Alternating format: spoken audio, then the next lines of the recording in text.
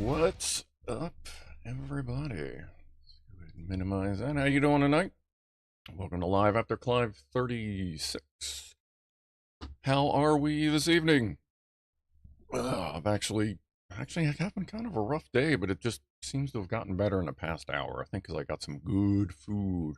Anyway, real quick, if you're joining late, check the live indicator. Make sure you're live if you want to keep up with everybody in chat. And we had a bunch of early crew as usual. Gasmaster Joe was filling the kitchen. Franco Walker. I knew a bunch of other people were here early. I gotta start taking notes. Mr. A-Cake's been hanging out early as well. Rooney Graham, Shaw, Vince UK. Hey, what's up, Delta Mike? I'm sure Liz. There's Queen Liz, Admiral Rascals, Zach and the J. We'll get to you in just a second, buddy. Thank you, Mo. Herbert Travels a Fancy. Christian Harold making a return. Been a minute. Thank you. Chippy Mouse. What's up, everybody? So tonight we're just chilling. We're talking. We'll touch on some space stuff. But first, let's do a toast to the Zach and the J. Because apparently they had a house fire today, and they are currently in the hospital and here, getting treated and such. I'll tell you what, Zach, if after things calm down and everything, if like you feel like you may need a little help from the channel, let us know. I'm sure we can like maybe get some people to help out if need be. Let us know. So cheers, Zach. I hope that works out. Like I hope everything's good. Like you're here, so I guess it's that's good. So cheers to getting well.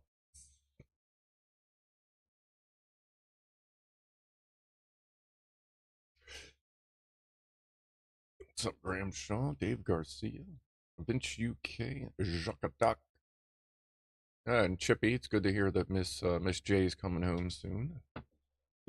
My girl will be home soon. Kanisha Kavakaram, what's going on?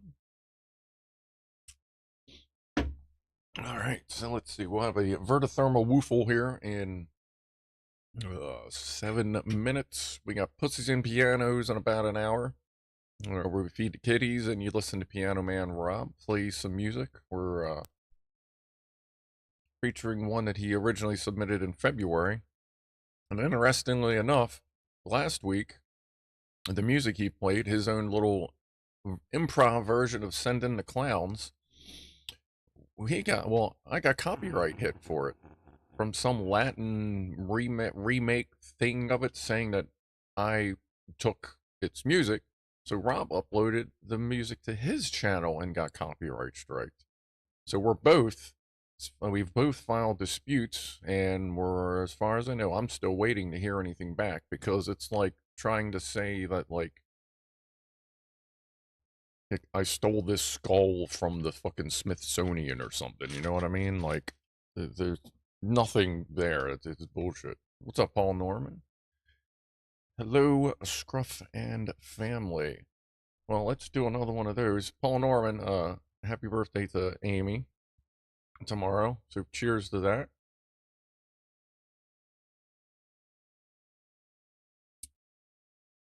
The copyright system in this is ridiculous. There, Josh Homan. Hey, if you don't know, Josh Homan has a his own channel. He just did a thing showing how sunlight interacts with LCD screens on like meters and stuff. Good video. Check it out. Efault, what's up? Happy birthday to Amy. All right. Yeah, that was really both me and Rob were really frustrated about that. Like, I don't mind getting hit by it because I'm not monetizing the video, although they instantly monetize it as soon as they made the copyright claim. So now apparently it's in escrow, like, you know, probably all 5 cents that it would make off of it.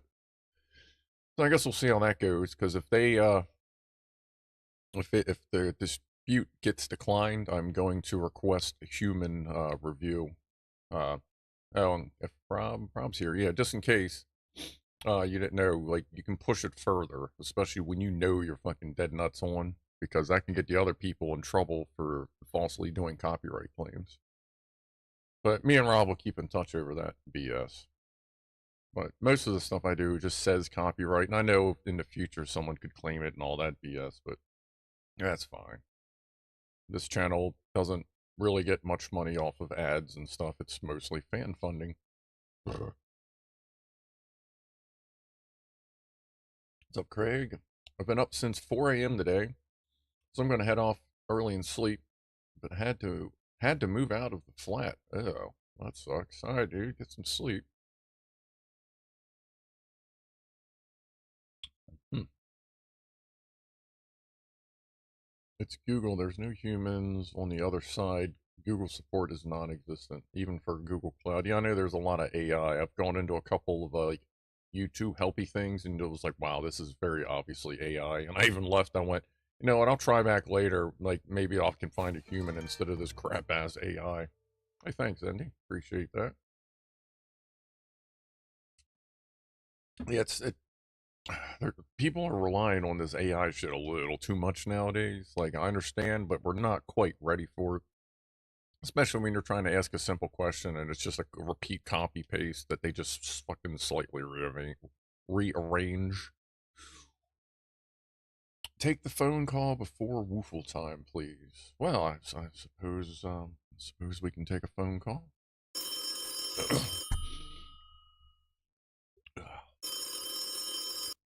Yeah, yeah. After I put the server together, I scanned the media, and it only took like 10 hours. Well, that's not bad for 37 terabytes. Yeah. I don't know, like 50,000 files or some shit. Yeah. No, we're good for next week. Yeah. All right, calm the fuck down. All right, cool. Bye. Cheers, everybody. Wow, I was about to try and light this with my vape. Cheers, everybody. Happy 420.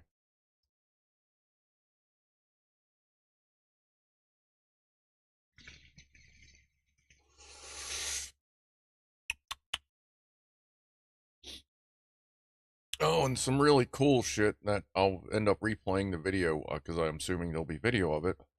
For the Francis Scott Key Bridge collapse. Like it may have already happened today, but today or possibly tomorrow, they were scheduled to get the last big ass chunk that's actually laying on the boat. They were setting up a series of precision charges and explosives to blow it up and blow it into smaller pieces so that it falls off the boat. And then once it's in lots of tiny pieces, they can just use like the big pickpockets, you know, for the pieces that are small enough,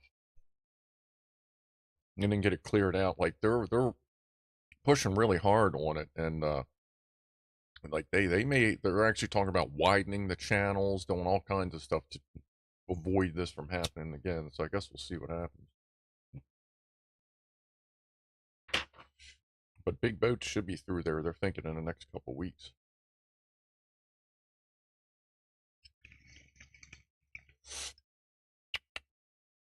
All right. Just about VertoThermoWhoofle time. It was scheduled to be today or tomorrow. But I didn't want to like sit down there for 12 hours hoping to catch it, so.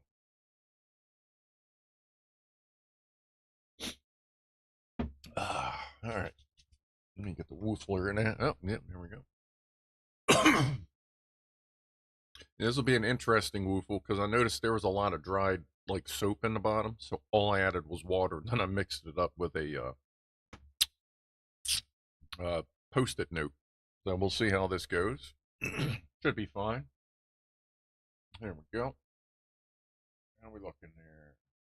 Yeah, pretty good. That is weird. Woofle.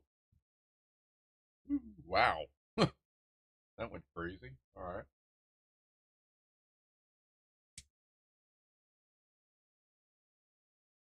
And woofle. Wow. Yeah. Seizure notice. Careful. Flashing lights. God damn. Can I force a calibration? Maybe calm that down a little goddamn bit.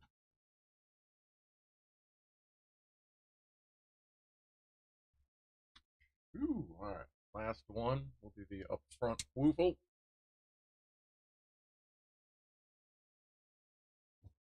Woo!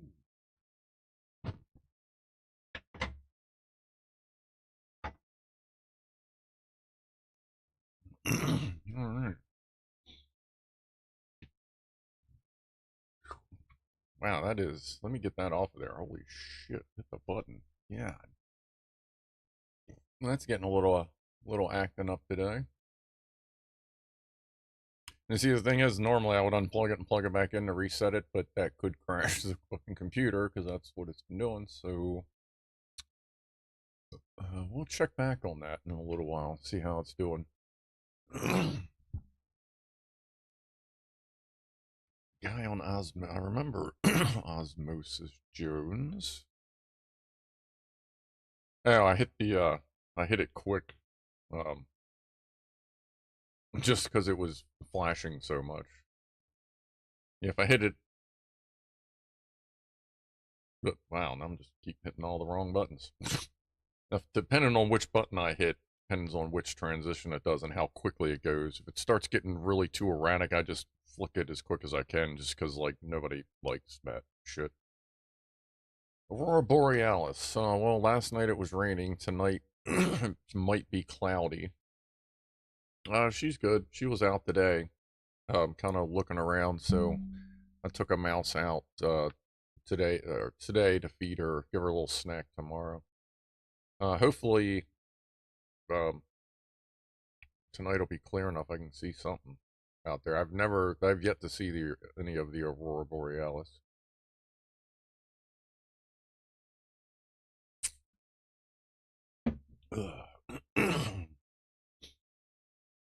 Chipmunk always has issues on Scruff's streams. What issues are you having? Like ad issues? The storm level was G5 last night. Where was that at? Like in America? No, when it gets bad out there, I watch Max Velocity. Actually, I've been trying to spread the word. Like he's a meteorologist, like in college to be a meteorologist.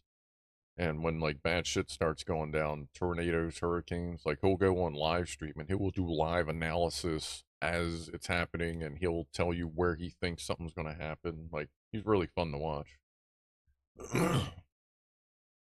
Oh, just general YouTube stuff. Yeah, YouTube is something special. Yes, I did see. I actually mentioned that earlier there, Chippy. It's good to see that she is getting out finally. If not, then I'll see if I can schedule a flight and just come take her. Come on, girl. Use Chrome for stream. Graham Shaw uses a Chrome for streams and everything else Firefox. Does YouTube seem to work better for live streams? Oh, I haven't used Firefox in uh, let's see, it's 2024. I don't know, over 20 years. It's definitely been a minute. Tell her the scary clown man is rooting for her recovery. Yeah, that's about it there, Christian.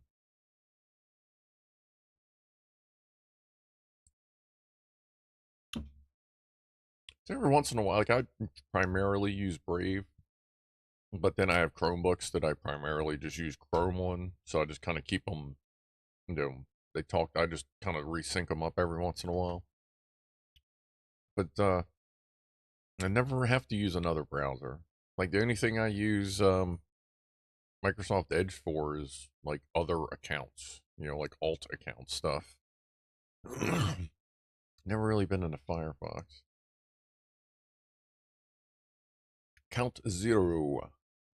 What's up? I was planning to head over to the Brecon. Is that right? Brecon Beacons to catch the aurora tonight, but work got in the way. Yeah, that tends to happen. Yeah. There was an emergency call last night, but uh, luckily I wasn't on top call. That's the, I think it's the fourth week of the month. I'm on call nowadays. Vince UK, I use Florp, which is a Firefox fork. Okay. Seems like a lot of people have gone to Firefox lately, which I think is weird because didn't they just like admit to they do like basic key logging on your while you're browsing? Don't know. 6 gigs of RAM and Chrome is not using all of it. How can you only have 6 gig of RAM and Chrome not use all of it? Like that's usually like one tab in Chrome or Brave or anything. Really don't understand why browsers suddenly need this much fucking memory and they're showing us the same. Actually, no. I know what it is. It's because of all the goddamn ads that gotta load.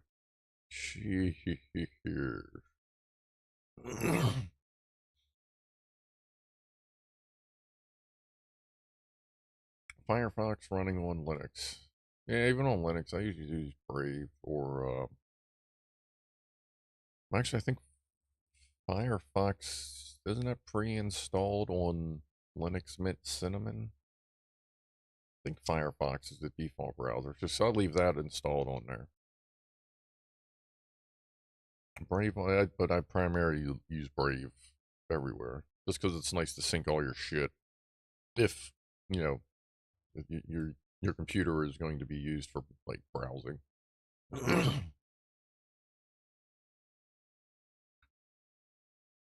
Brave stops porn pop-ups quick and effectively.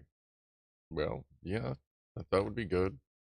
Oh, I gotta tell you, sometimes I don't mind some of the big dumb adult porno fucking pop-ups. Not because it's like woohoo, it's just to see what dumb ass gimmick they're trying to pull this time. Like it's fairly comedic.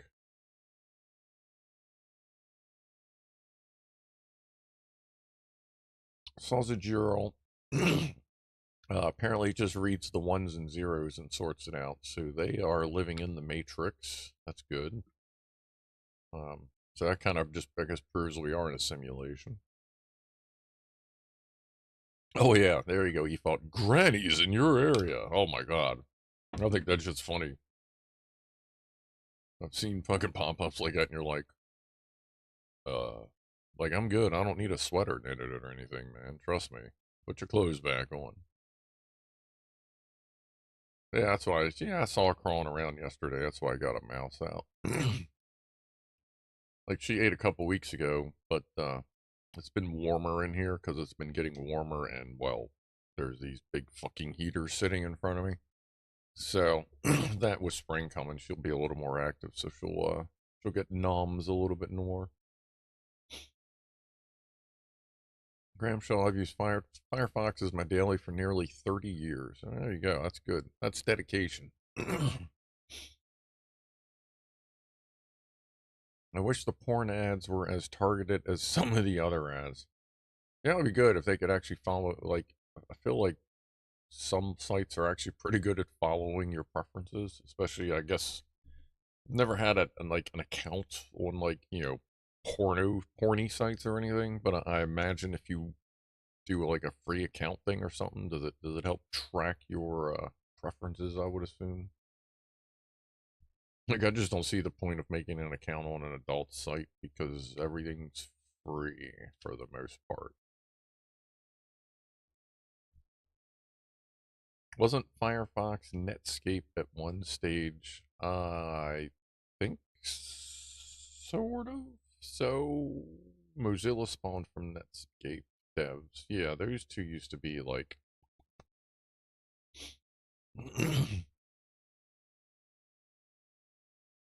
yeah, I went to Brave about 2 years ago. 2 or 3 years ago. I was earning bad on it for a little while, but then like they changed their system and all this stuff, and I'm like, yeah, no, never mind.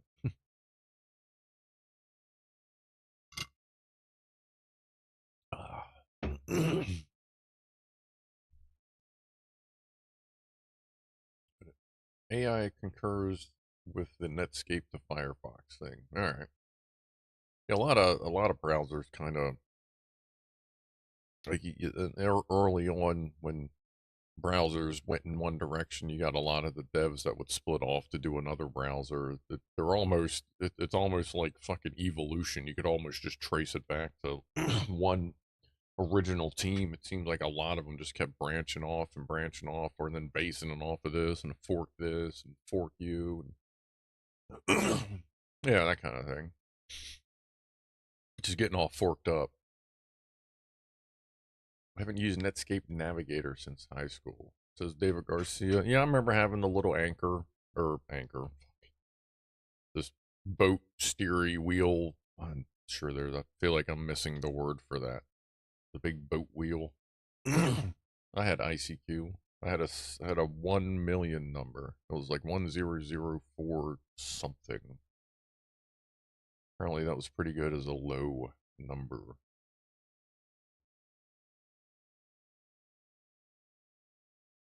How are you this evening, Kanish Kavikram? Trying to get a little more fluent with that.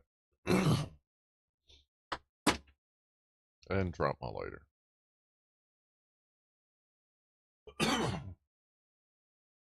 I have a 5-digit slash dot. Nice. Nice there, E-Fall.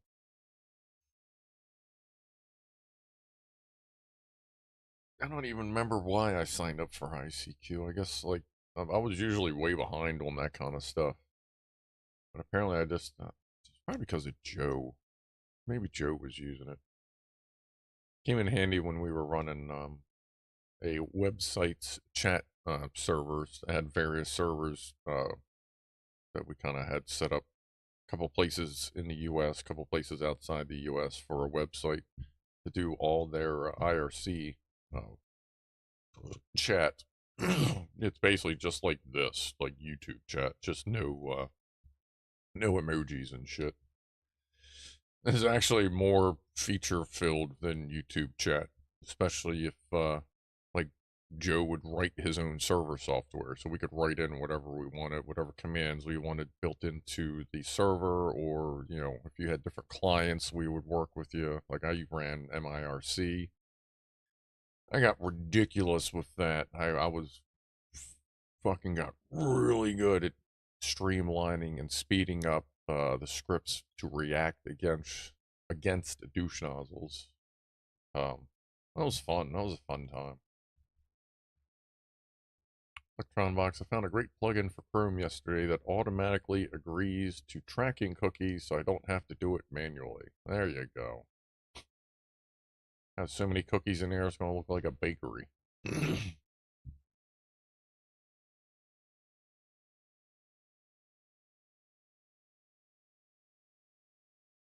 ICQ, Count Zero says ICQ always kept glitching out for me and dropping connections. I tossed it and never went back. I don't remember having any specific issues with ICQ. I think the most issues I have for some reason when it pops in my head is just Yahoo Chat.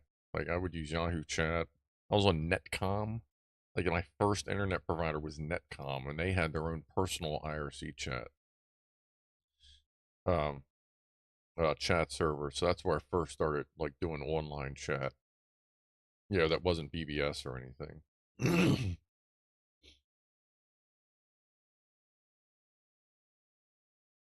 Consent-o-matic. Are they still cookies over there, or are they biscuits? Are they browser biscuits? Is that what they call them on the other side of the pond here? Do you agree to this browser biscuit?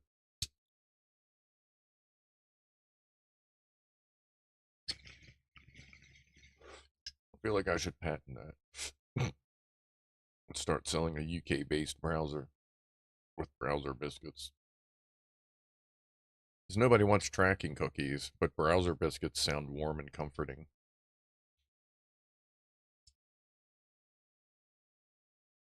Oh yeah, it's 6 o'clock. So we had 6 o'clock cheers toast. Cheers to everybody that's hanging out. Oh, and I guess before everybody else leaves, if you want to hang out, me do stream. Me and Ed, possibly. Oh my, hold on.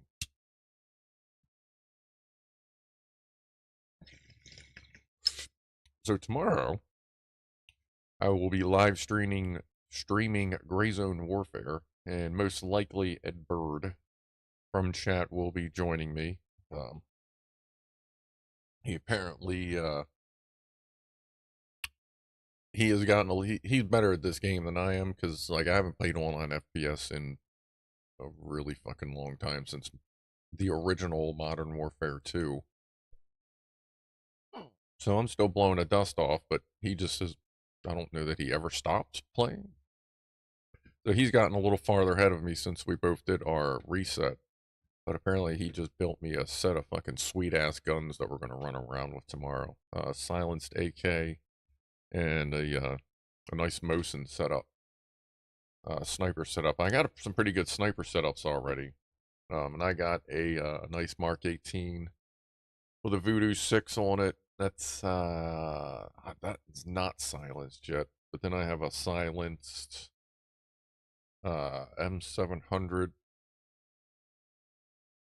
I think that's got a is that a 10 scope? Oh, I forget which scope's on that. But I got a pretty good setup I've been holding. Like you get that sweet setup you don't quite want to run around with, especially not on your own, because the AI are just fucking ridiculous. Well,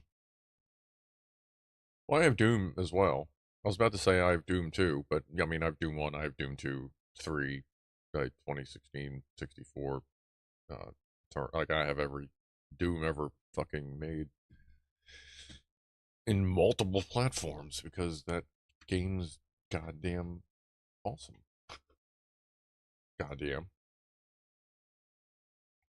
No cats. Let me check the porch. Ooh, that's Rob. Wait your turn. No cats on the porch. Oh, last night when I was hanging out with Dude, I did verify that absolutely Dude is the dude. So the dude's a dude. Gray Buddy's a dude. Mr. Tabinator is definitely a dude. God, he turned around one day on camera with his tail up and it was just like balls. It's like, wow, gotcha. Covered.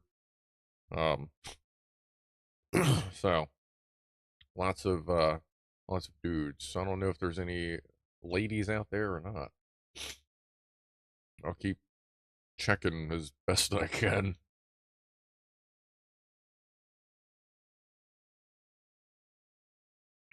Suppressed. What did I say? Suppressed.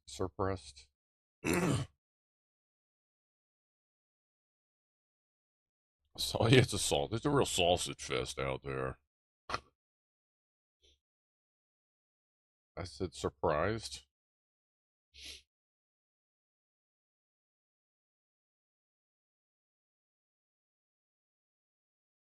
Oh, silent. Yeah, yeah. Sorry.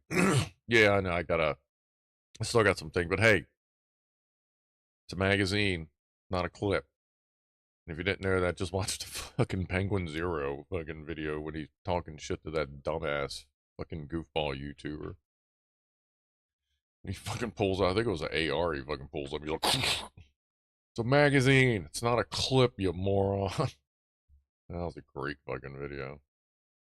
But no, yeah, I'm still learning to properly, but I appreciate you actually bringing that up there, James. By all means, I will work on suppressed.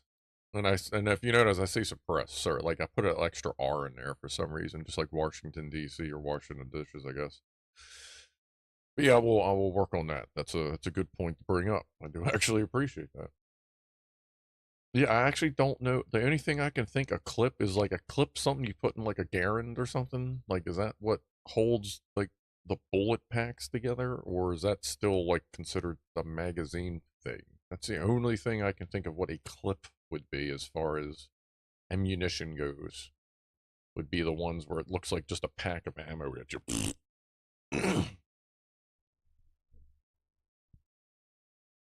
Like Franco. Well, yeah, clip and a magazine are the same in slang, but not in actuality. Oh, I was actually right on that guess. Okay. I've never actually like looked it up, but I kind of when I started thinking about it, I'm like, I guess it's that. Yes, the Garen uses a clip to hold the bullets. Okay. Thank you. Good. I like learning something. You learn something every day.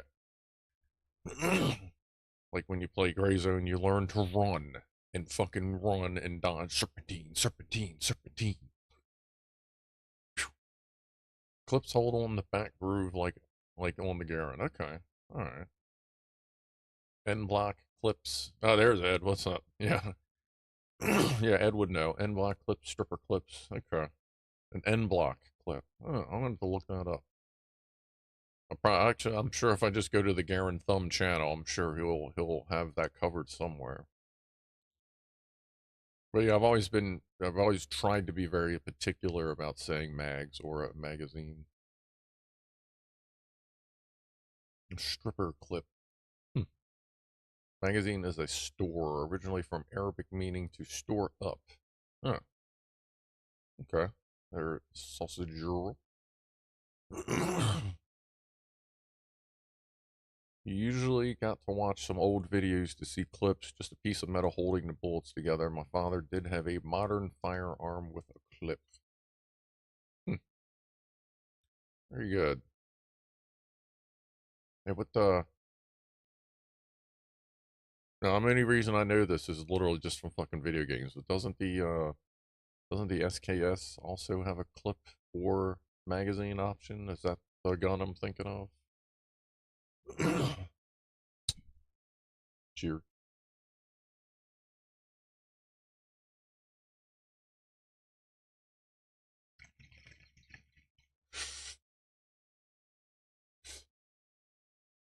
I like Fama says, I like my thumb to load the 15 round Beretta magazines in the Flock styles.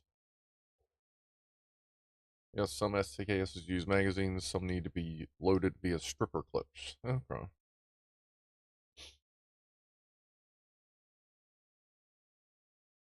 No one should own an AR-15 rifle because the military uses them. The U.S. military have never issued an AR. That's definitely not the right reason to own one. I mean, that's pretty much based. I mean, they're like an M16, M16s, M4s, Mark 14s. I mean, they're all pretty much the same thing. It's a fucking great base. As soon as I'm able and get some shit sorted out here, that will probably be something like that. Will probably be one of the first guns I ever own if the laws align themselves right and things work it out.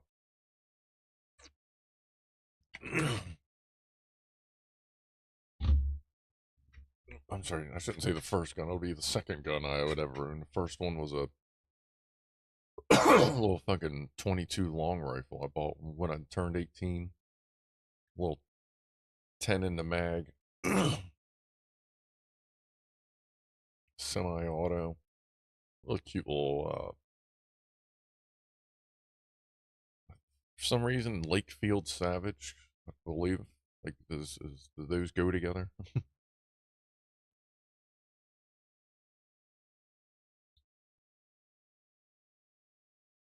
You can see it in, oh yeah, you can see it in Saving Private Ryan, bang, bang, bang, clang. Yeah, when the clip pops out.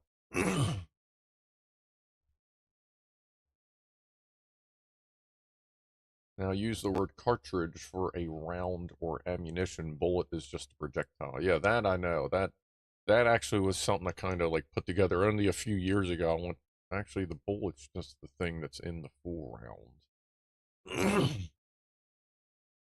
A round has a case, a charge, a detonator, and a projectile. Yeah. Savage firearms still exist, do they? That's cool. Maybe it was Savage Lakefield, not Lakefield Savage.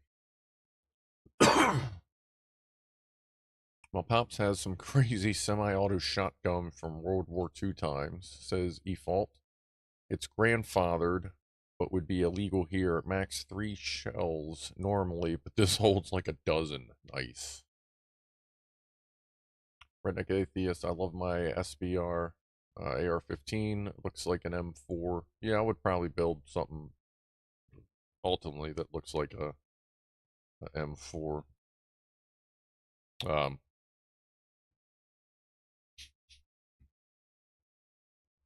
or like a Mark 14. Like I said, they're all, they just go by. Okay, okay. So it was like just a double name thing. Okay. I learned something very early on about a 22 long rifle round, says Chipmunk. Do not clamp one in a vise. No, no, you really, really shouldn't clamp any type of round or cartridge or live piece of ammunition in anything squeezy. Short barrel rifle. That's right. Yeah, yeah, yeah. Like a lot of, like, turns out like a lot of gun stuff as I'm learning it. It's stuff I knew, regretfully, just from playing a lot of video games. But it turns out video games are getting more and more realistic. Like Gray Zone is ridiculous. And I know that's based on Escape from Tarkov, but I do enjoy it because now instead of just going, give me a scope, click, all right, give me this, click, like now you actually have to like have the right fucking mount, the correct uppers, lowers, things got to match, the right amount of duct tape. Some things you got to have just the right line of super glue. But now it's nice to like be able to actually build your gun and not just click upgrade, click upgrade. Like it's pretty cool. I got a feeling this is going to help me learn more about guns without having to try to learn. The cartridge is a complete assembly. Brass case, powder, primer, projectile. The paper patch cartridge is the muzzle loading equivalent with 3 parts. Yeah, then when you stuff it. They make a kit to reload 22 rim fires. Why does that seem familiar? The primer sensitive compound in the rim of a rimfire just needs to be squeezed, as Chipmunk found out. Bang! What was that? High speed drill. Just had to make a hole real quick.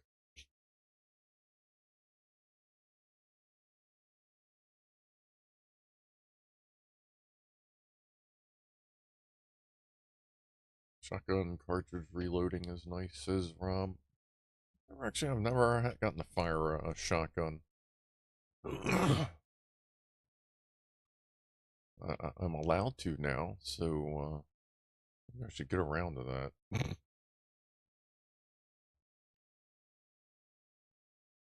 Well, it's almost been a year since since I recovered my right to fire firearms.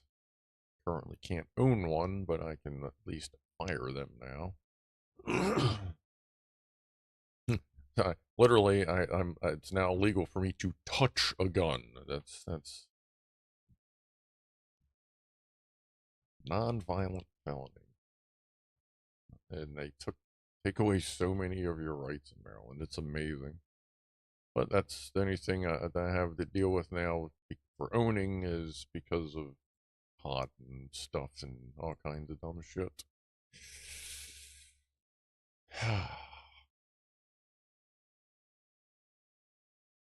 I learned target shooting with a 22 air gun, then onto live rounds. I used 7.62 when I was in the Navy, says Sausagero. 22 air gun. It seems big for an air gun. I've never seen it. I'm gonna have to look that up. It seems like big for an for like an air powered thing. Huh. If you put your rounds in a vice, do the regular police visit you or the vice squad? Asked Litter Picker. I imagine it's probably a little bit of both, and probably in many directions all at once. I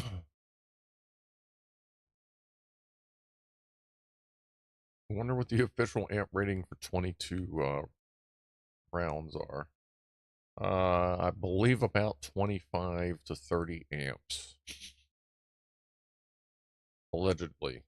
Not quite sure, but that's what I've heard. That's about the safe limit that you kind of go with. Large bore air guns. 22 air rifles are fairly like I know um like pellet guns and shit, but aren't pellet guns like .17 or something?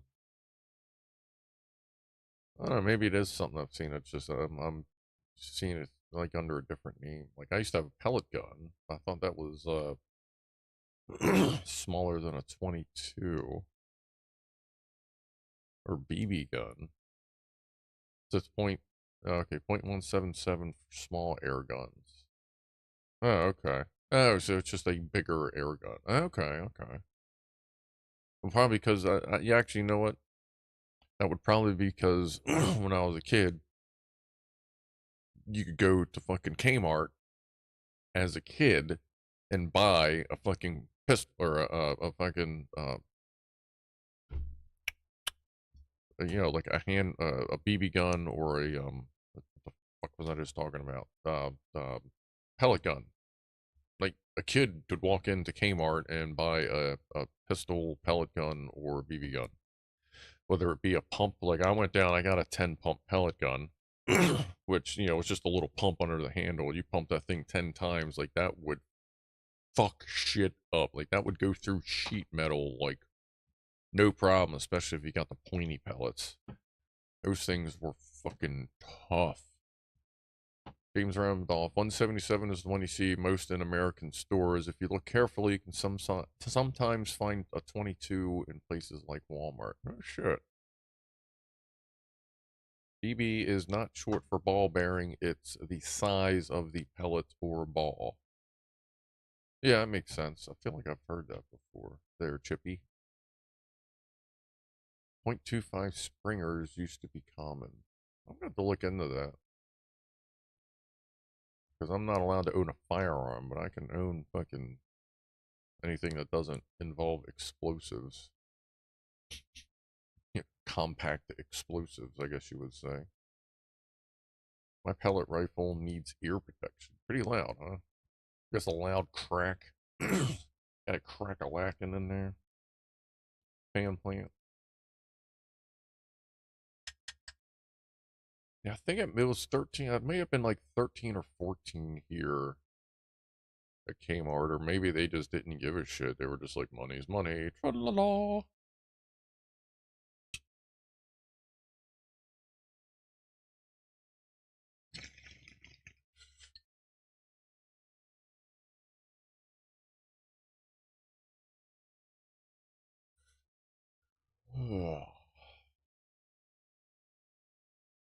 Anyone try You mean dissecting an air rifle? Oh, dieseling an air rifle. What is diesel? I've heard that. I've heard. What is dieseling an air rifle? I feel like I've heard that. Get Clive to build me you a railgun. I could build a railgun. Count zero. Like I know how to build one of those. Like I know the basics of it. Obviously, I'm not. But like I know how to trigger and do the coils. I've watched a bunch of videos on them and stuff. Not saying I could be like as high speed as them, but I understand how to make one of those. How does the law treat muzzle loaders as firearms? There, TJ. Mouse says some of the air-powered potato guns can punch a clean hole through 3/4 inch plywood. I have seen potato guns that could absolutely do that, Mouse. Dieseling is when oil combusts in the chamber of what an air gun of an air rifle. Ooh, there, Pianoman. Yeah, that'll fucking wake you up. Let's get a 420 in here. Let's grab this one. Happy 420, everybody. Get Popeyes. Their fan plan. I fucking love Popeyes. Muzzle loaders are not firearms in the U.S., Ed? Really?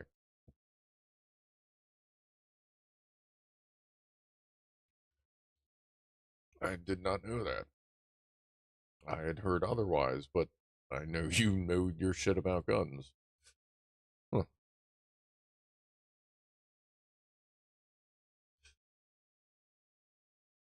Is that because it takes like a lot more effort and knowledge to actually fire one of those? Some states have them worded in the law like firearms, as firearms, like Maryland. Oh, but federally, it's not a firearm. Rob says it's a naughty trick. You can put a tiny smear of diesel on the skirt of the pellet and cause a dieseling, and the power will go mad, but it can harm the gun and you. Well, yeah, that thing, boom, a little bit of back shrapnel.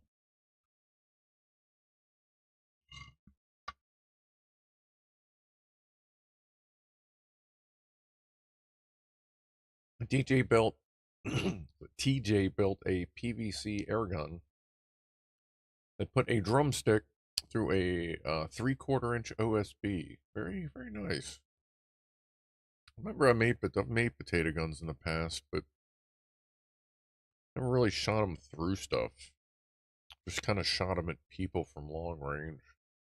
That was more fun. Like we'd have woods battles where we just like shoot. You'd be like 100 feet away, fucking in the woods, carrying around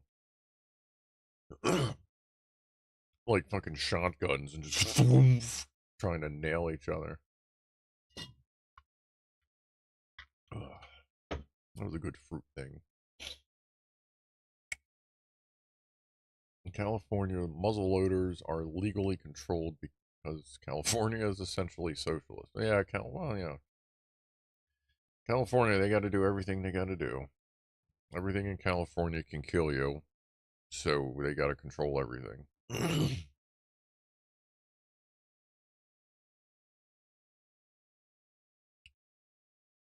Little Picker says, I thought every nut job in the UK would be running around with a 3D printed gun by now.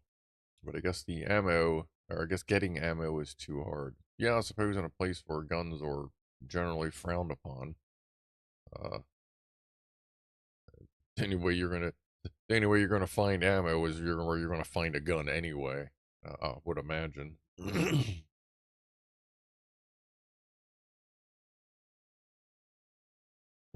California calls, yeah, California itself is pretty just kind of, yeah, causes cancer, kind of.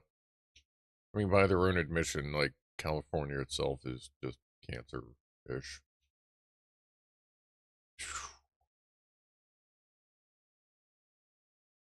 You can make potato guns that use combustible gas with a sparker. Says Fama. Yeah, that's what I would. That's how I made a couple of mine.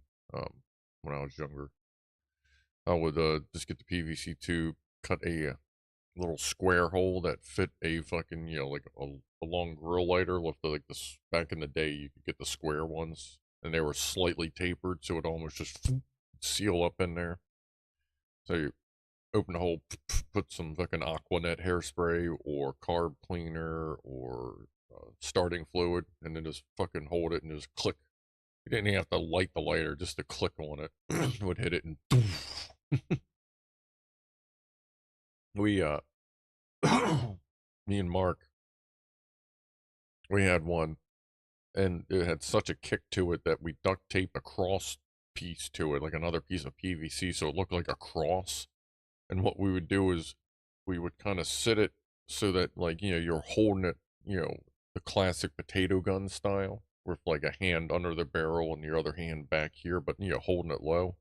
But that cross would sit right about at your belt, and instead of holding your hand on the front, you'd go across.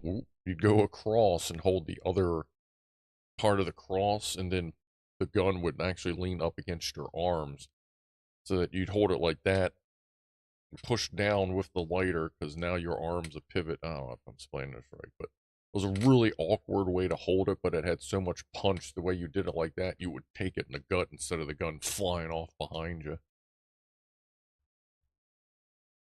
That was a really weird way to try and explain that. Sorry. Kanish says, in India, your license allows you to buy a certain number of rounds per year. Would you say it's enough rounds to have proper target practice? Or is it a very limited amount? That's interesting. It's much easier to print knives. PLA can have some very sharp edge. Yeah, PLA can get kind of fucking sharp. Like, you gotta watch that shit. 3D printed stuff, you do it right. Like, you will cut, like, I have cut myself on PLA and PLA Plus. Static Guard is the grocery store propellant of choice. Huh. Says James Randolph. I've never tried Static Guard. I'll ever make another potato. Well, if I ever make another potato gun, it's probably going to be out of like a fucking hydraulic cylinder. Because that works great because it's open on one end. It's gonna hold a hell of a lot more pressure than you can get out of any fucking potato gun, and it's gonna have an ending or an opening at the bottom that's steel and threaded, so I could thread like an igniter into it. And a lot of them will have a, well, actually, the bleed would be at the wrong ends, but you could always do that with a valve, like a T fitting into the bottom, have the igniter down that way, and a filth. Like, oh my god, we could do some horrendous shit, even with like a fucking. Oh man, we could. I could. Now you got me thinking about that. You could really fucking make something crazy out of a hydraulic cylinder. It's about 200 rounds a year. Yeah, I mean, I suppose, I mean, you could get a decent. I mean, if you used half of that, like say 100, have a good, maybe one or two range sessions, save another 100, and then next year, I guess if you bank them, it starts you off a little thin, but I guess after a few years, if you play it right, you could start kind of getting them in the bank, quote, as it were. Well, that's not horrible. I mean, you're also talking to American where it's like 200 rounds. That's like, I mean, that's, some people go through that just like in an hour, like in half an hour. Like, yeah, like you can go through two, like around here, you can go through two, like there's guys, they'll go through 1,000 rounds because they'll put 200 through 5 guns kind of thing. America.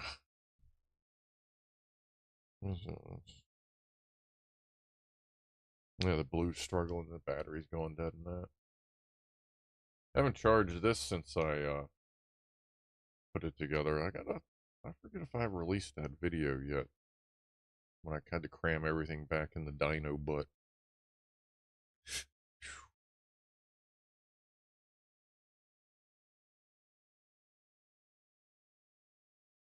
Potato guns.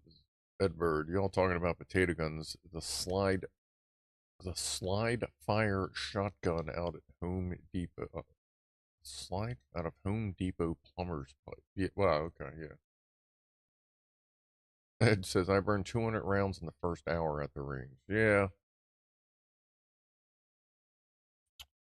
That's what I said. Like the first couple years, it may be a little difficult, but you know, can you like? I guess you can like sell rounds and like sell ammunition amongst each other as well. Like if some dude is like getting ready to retire and like he has his 20 years stockpile, like can he give that or sell that to someone? They're Kanisha Kanish Kavakaram. Yeah, Kavakram. Like, is there any other weird restrictions on ammunition, or are you only allowed to have a certain amount? Like, can you only possess 1,000 rounds? Say, it's interesting to see how different countries like. It's good to see.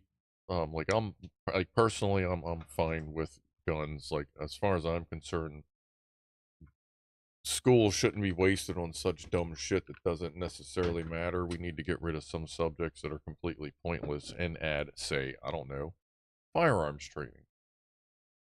I'm not saying it should be a mandatory course, but I do believe firearms training should be a course offered as soon as like late middle school. Like say once you're, 11, 12, 13, like that should be something that's offered in school because then you'd have people with a lot more fucking respect to it because they'd get taught something useful in school.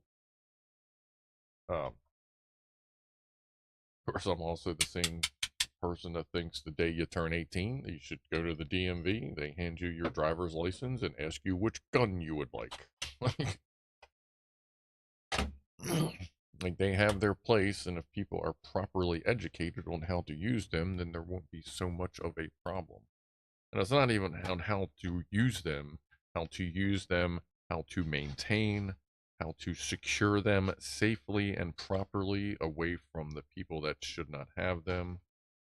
Um, like I think that should all be offered as early as like, 11, 12, 13 years old.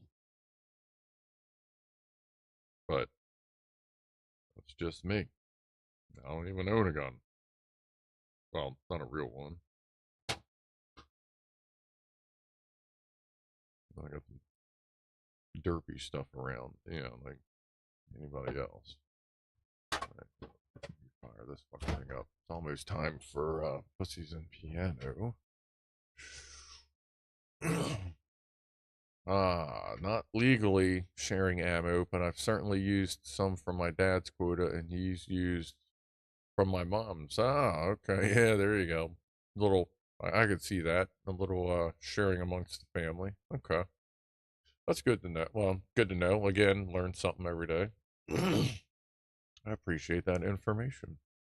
Hmm. But yeah, I guess that would make sense. I've done 100 rounds of turkey loads doing some shotgun tree trimming. There, Ed. Good job. That's one way to do it.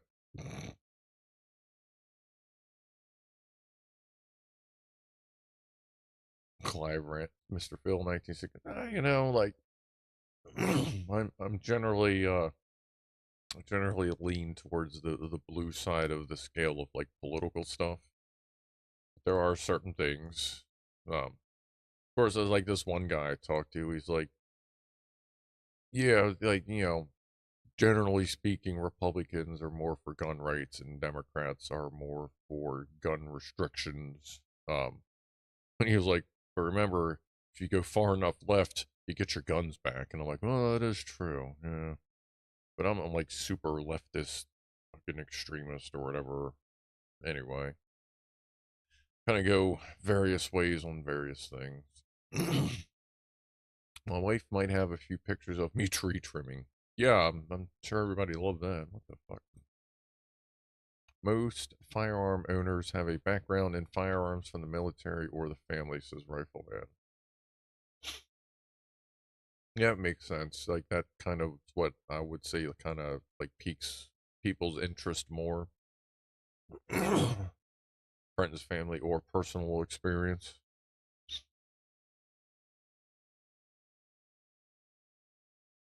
I was getting 50 round packs of 9mm for about $8 in 2018, says Fama. To Rifleman. So what do they go for now? It's a 50 pack of 9. What's that, 9 by,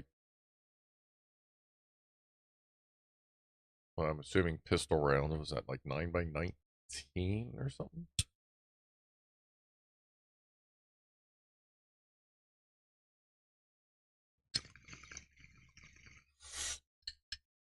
Nope. Chipmunk. Only fear of guns I have in the UK is being shot by the Metropolitan Police. Yeah. Hey, can I see your MP5? Hey, let me take a look at that. Yeah, you can see this end of it. Boop. A little love boop from an MP5 in the nose. 9x19, aka 9mm Lugu or a NATO. Okay. Oh, did you hear when you're using the 7.62x39 US in gray zone, you shouldn't use it. It's incorrectly labeled. It is not US round. It's actually some garbage round. So you should stick to soft point or anything else 7.62, like soft point or full metal jacket, but don't use the US 7.62x39 because it's junk rounds. Yeah, subsonic junk round, mislabeled. 9x19 is a 9mm Luger in the US or 9mm Parabellum in the rest of the world. Okay.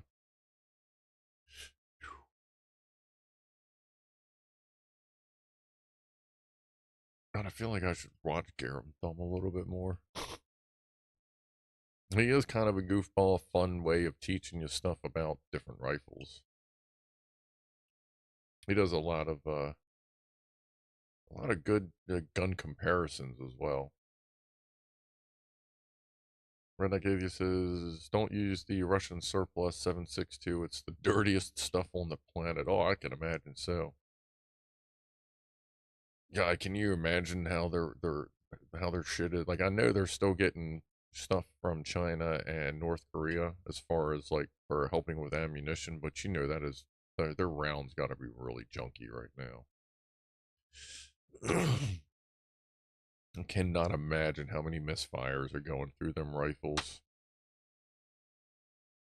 Admiral Rascals, some people say Trump might suspend the Constitution. I think the gun owners might have a very big say in that deal.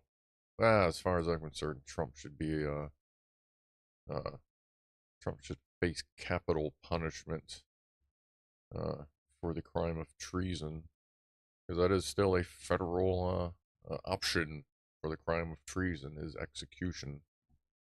I believe he should be executed on the front steps of the fucking White House on the 4th of July at high noon. If you want, if, you know, if something like that were to ever happen, I'd gladly kick the chair. What a piece of shit. Oh, anyway. Frank Notabetty, I run a lot of surplus Soviet ammo. Just got to clean it with ammonia afterwards because the primers are highly corrosive. The Mango Menace. There you go. It's dirty, inconsistent pressures resulting in poor accuracy and function. Yeah. Poor consistency. That sucks because then you get used to one kick, and then suddenly you got a heavy round and then a light round. You're going to be all over the place. Kind of like me the other night when I fucking turned around and there's 4 of them running at me, and I'm like, done. They're learning how to circle around a lot better as well, somehow. The gray zone AI, it's crazy. Like I think I can only imagine that the AI has figured out the contact.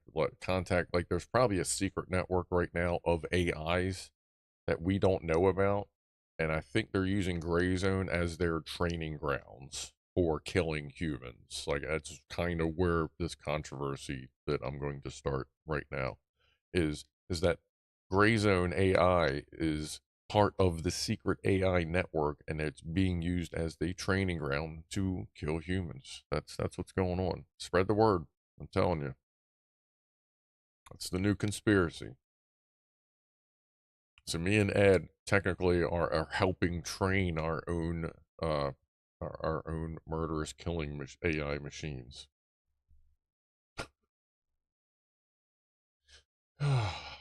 Jonathan Hughes, my father enlisted during Vietnam. Mine as well. He was there 4 years. He was a tank commander. It's pretty much all I know. He never really talked about it, which, yeah, I get it.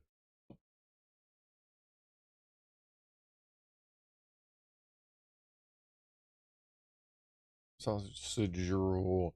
The most fun I had was when I let loose with a Sterling submachine gun. Let loose as in under strict range conditions. Of course. Of course. Hey, what's up, Live Watcher?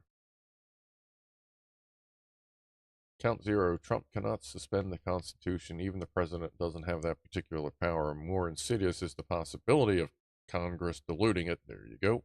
As they have been over the past few years. That is more dangerous than what the president could do, because Congress not only can do that to the Constitution, but Congress could also give the president the power to squash the Constitution even more, since they are the ones that come up with the actual laws. Didn't Stormy mention something about an orange turd? She was eating a lot of oranges. But she did mention orange turd, but she was simply referring to Donald Trump himself as the orange turd.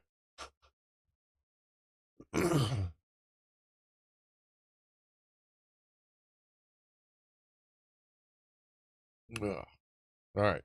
Shit. Let me take another puff here, and then we'll get the Pussies and Pianos here. We're running a couple minutes late.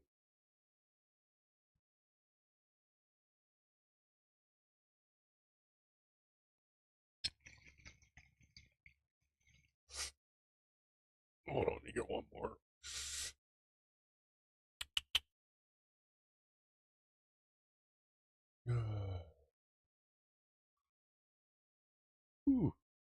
Oh, and if anybody here plays Gray Zone or decides to play Gray Zone, join the Crimson faction. Uh, y'all, if you want to like squad up with me or Ed or whatever, I'm just kind of letting everybody know. um, and if you want to join up tomorrow while we're playing, then by all means, we will. I have a channel set up on my Discord server that is only accessible. Like the voice channel is only accessible to players of Gray Zone, and you're only in that channel if you're actively playing with someone else. So you have a comms channel that's free of distractions. Like sometimes me and Ed will play like in the common channel, and we just played once. We'll play in a common channel with everybody and just kind of run around, do our things. But when it's time to like get down, any fucking noise from anything, even if I like disabled everybody else's audio, hearing them join or leave or anything, it's like you're like, fuck, what was that? Because you just missed a voice somewhere. So if you decide you want to jump in, we can direct you to that channel. So we can all be on common comms, even if we're not right next to each other. Because honestly, I mean, let's be realistic. They should have an option of headsets that act as long range communications, because it exists. And with all the shit they got in the game so far, we would obviously be at that level of having wireless comms, especially in like everything we wear, the combat equipment. So since they don't quite have that yet, everybody just uses Discord. Shoo. What's happening? What's happening? What's happening? Eurovision update. I feel like we were talking about this, or well, Clive was talking about this last year. This show didn't exist last year at this time. Israel has failed to buy the telephone vote. Yeah.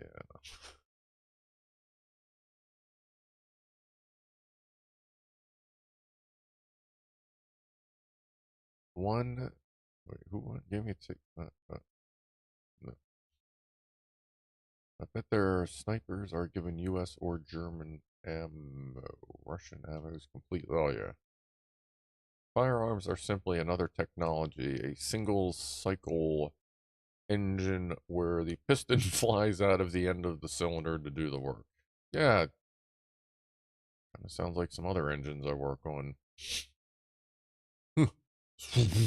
Yep. Israel is in the lead. Why are they gonna fucking get angry at everybody if they lose? Like I don't even like I'm all over the place with this Israel shit. Like that whole thing over there. Like y'all need to calm the fuck down. Like Israel's starting to get a little ignorant over this shit. Yeah, not trying to get into political stuff, but it's really not my style. For the most part, sniper ammo is just or hand loaded. The powder is still chemically inconsistent.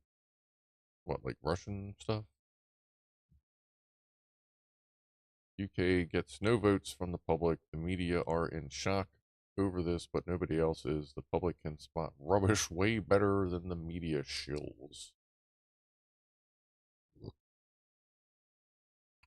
It's not my birthday, Fama.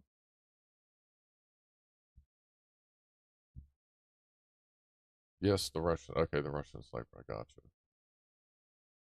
Soldier, well said. They just need to calm the fuck down. Like seriously, like take a fucking step back, dude. Like someone needs to. What is it, Netanyahu? Like, has that motherfucker smoked a joint recently? Like, can we get him some like get him some fucking OG Kush or something like that? Like, like, calm down.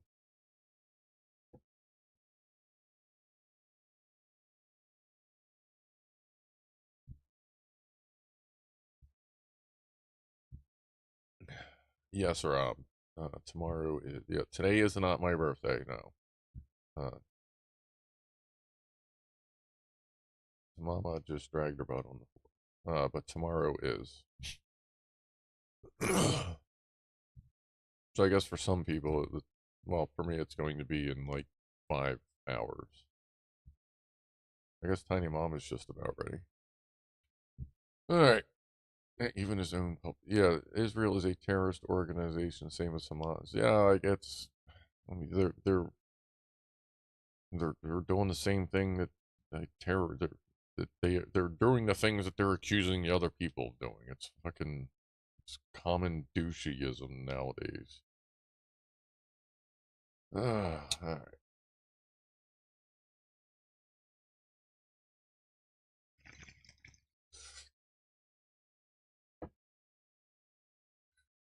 All right, let's get ready for Pussies and Pianos. Let me switch this over to Rob Vision. Right there. What's up, Lem? Just in time for Pussies and Pianos. I think I'm gonna grab a snack bar. That's Rob. That's framed up. All right, I'll be right back. Is that one? That's one. That's good.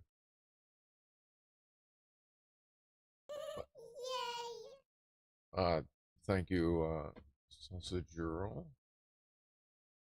Thank you for the £5, and thank you for the impeding birthday wish. I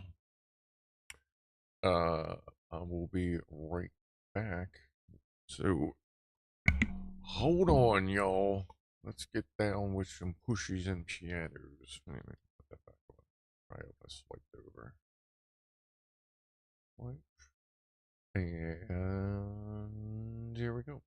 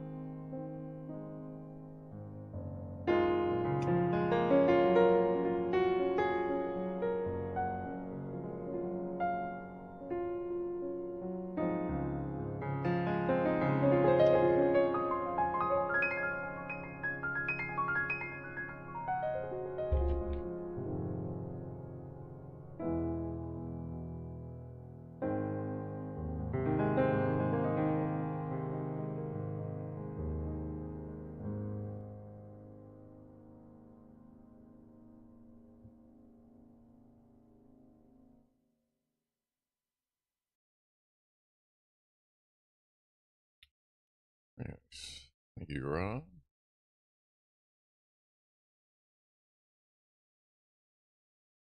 And thank you, Ed, for gifting 20 memberships while I walked away, because I know you think that shit's funny or something.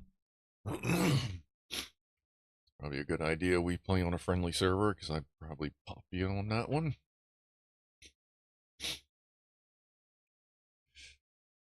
Have we, has it been confirmed? I feel like it hasn't been confirmed whether you can shoot someone from a helicopter yet.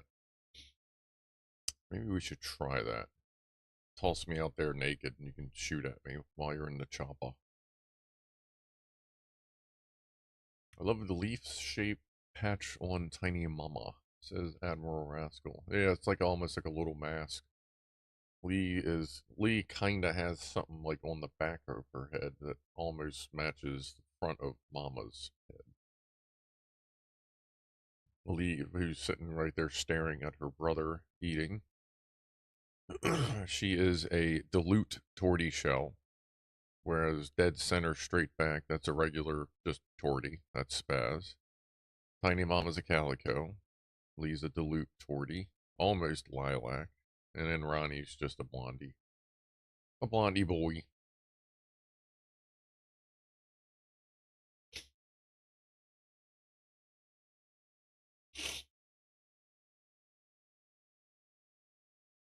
Yeah, that is Pianoman Rob, or as you should know, just in case you don't know, Rob Worrell here in chat. Plays music so well he gets copyright struck for other pieces of music. There you go. Just take that as an ultimately a compliment there, Rob. That's how good you play. The professional artists think that you're copying their stuff.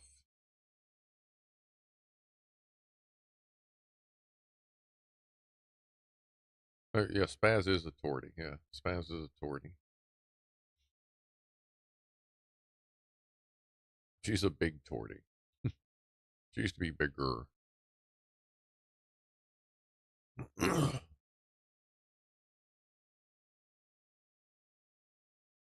Calico is basically a tortie with white socks, like Tiny Mama. Whereas, tortie is all, the one thing. A calico, yeah, a calico has the white socks. I feel like I said that wrong. Calico is basically a tortoiseshell with white socks. And a lot of calicos are less mixed, like marbled, I guess. Like how the dilute tortie right there, how, there's not necessarily big patches of color. Like most torties are more swirly, whereas calicos a lot of times are patchier.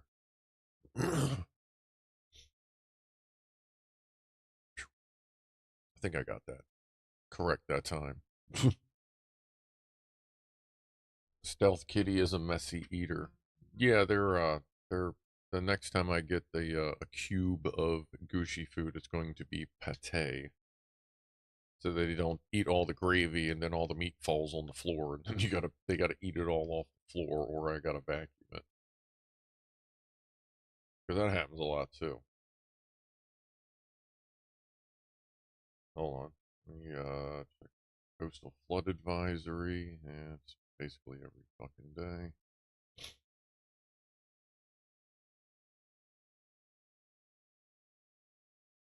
What is the tortie name? Asked Kevin. The one right there, the loot tortie, that's Lee Scratch Perry, also known as Poofy Girl or Poofers. The one in the back is Spaz. Can I show your picture, TJ, to the channel of your kitty cat?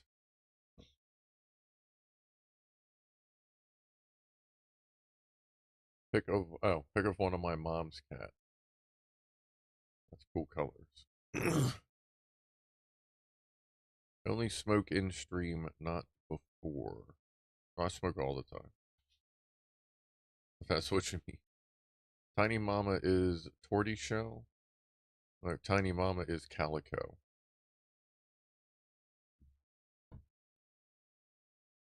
The one in the back is very old Rasher. She is, well, not very old, but she is about to turn 12. um, but she's given herself a hard life, as it were, because growing up, she decided she just wanted to pack it in, and she was trying to be the dominant cat. She still tries to be. So she got big. Like she was almost 19 pounds at one point. And now that the other cats have kind of grown up and are tired of dealing with her shit, um, her eating has slowed down. And as she's getting older, she's just like you can tell like how cats like when you pet older cats, they're like looser. I guess like the skin feels a little looser. That's kind of where she's at now. So she has a big old, a bit of a pouch as well. Um, because from like losing weight and being old stuff. What's up, Maddie? Calico color of tortoise shell, basically.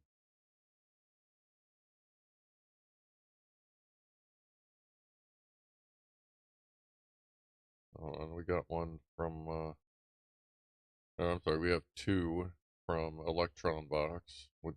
Can I share with the class there, Electron Box? Oh, 7 o'clock. Okay, there goes Spaz. So she's old. 7 o'clock. Toast, everybody. Cheers. Appreciate everyone hanging out. Toast to the Goofball subscribers and the viewers. Appreciate it.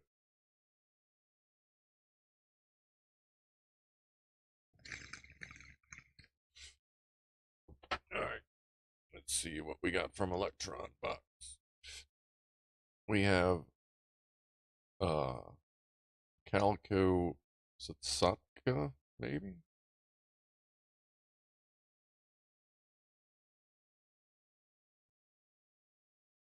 No, well, hold on. I'll show you. I'll show it to you on the big screen once our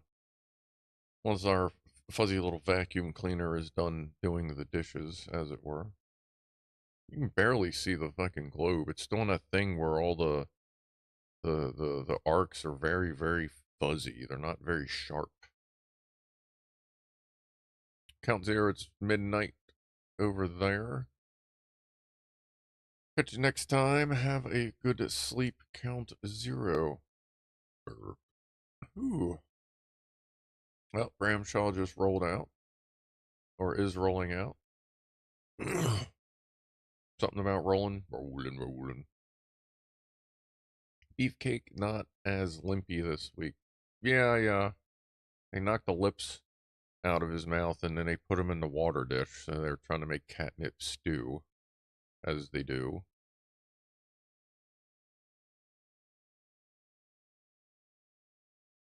Had a cheap plasma globe do the same thing. It gradually ran out of fizz. You know, like sometimes it turns on, it's like sharp, fine, good to go.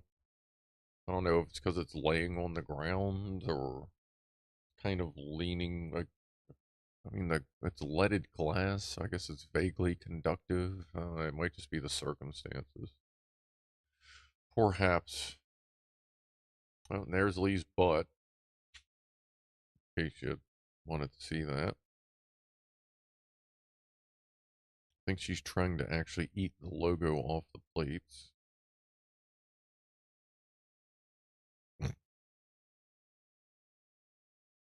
And there's the rest of her butt. Alright. Let's see what we got from Electron Box here. Doo doo doo. Those are funny looking cat. Like funny happy. So there's one. Happy ass cat.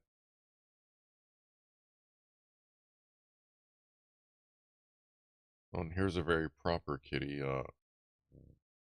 Wariaka.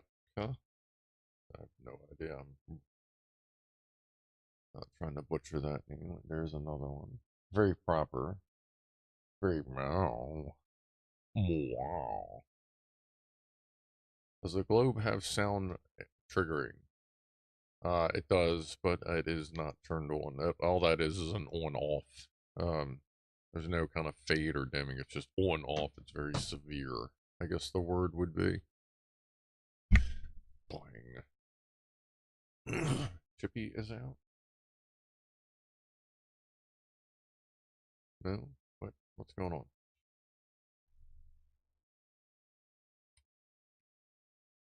Oh, Kevin Hardisy's out. Alright. I'll see you later, Kevin. No, I am not related to Clive. They're Marco.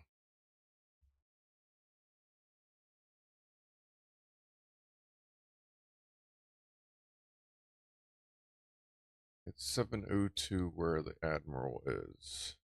Just like it is. Hey, where's the time? There's supposed to be like a clock. Where the fuck's the clock at? Hold on. Let me see what's up with that. Local time. I guess it should be right there. Hello. Refresh. Ah, there we go. Damn, didn't notice that. That's weird.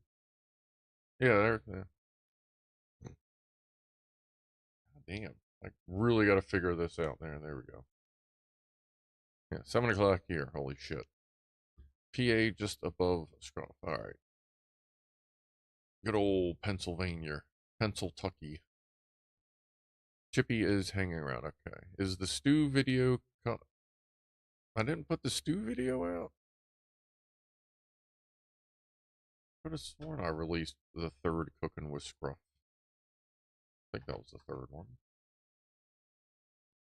I thought I already released that. Oh, let me go take a look there, C2S. I could have...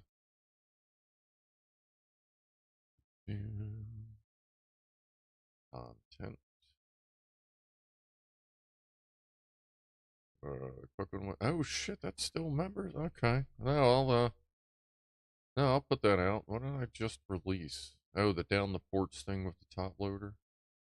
Well, okay. How many others are there? Still got a bunch of homies here. Oh yeah, we got one. Okay, let's do a let's do a vote, as we do on this channel. So let's do a poll on the next video. Next public video. Keyboard's far away. Cooking 3. Beef stew.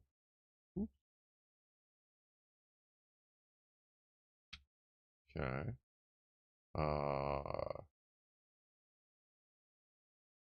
Budget.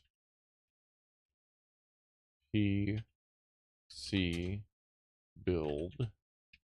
Time lapse.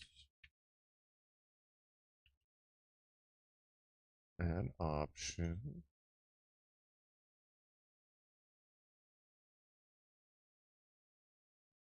Dino dissection. Oop. Part 2. When I do the upgrade and put the dinosaur back together. Alright. So you tell me which you want. But either way, now you know what the next 3 videos are going to be. But I can step up the schedule as well a little bit. Coke or Pepsi? Coca-Cola. Thank you very much, Marco. I'm a Jack and Coke guy, even though I haven't drank alcohol since 2016. Just because I forgot, and then I figured no point, getting high and not having hangovers and all that stuff, which was pretty neat. So I just never really picked it back up. Unknown cat pick email should be sitting. What? Is that? What that? Unknown cat pick email should be sitting. Atomic Beer Company posted a new thing. Hasn't Dino 2 already been released? Dino Dissection 2 is currently members only. I just did release that one 3.5, 4 weeks ago. Coke Zero or Pepsi Free? Ugh. Coke Zero. Like Pepsi Free is pretty bad. Coke Zero is not horrible, but I did have to drink a lot of that occasionally due to various situations.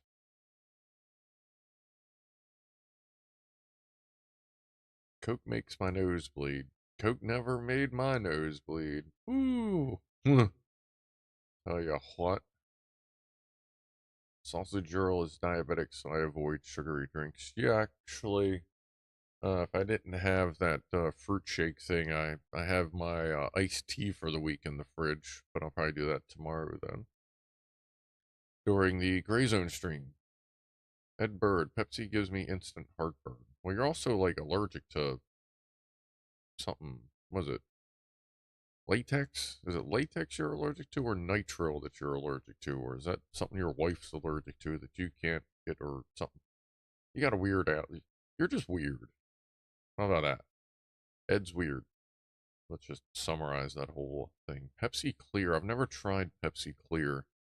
I guess you'd have to talk to that about, talk to, what the hell is Skippy Two Abel's,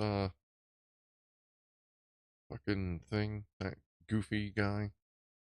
L.A. Beast. L.A. Beast. He's all about the Pepsi Crystal Clear stuff.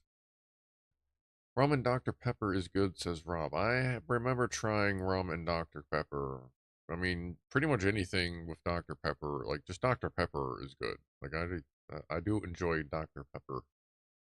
Jim Beam and Dr. Pepper, that's also good. Like Dr. Pepper has a certain dominant flavor to it that is just really fucking good that you can mix other stuff in that complements the Dr. Pepper as opposed to the Dr. Pepper complementing the alcohol. Ooh.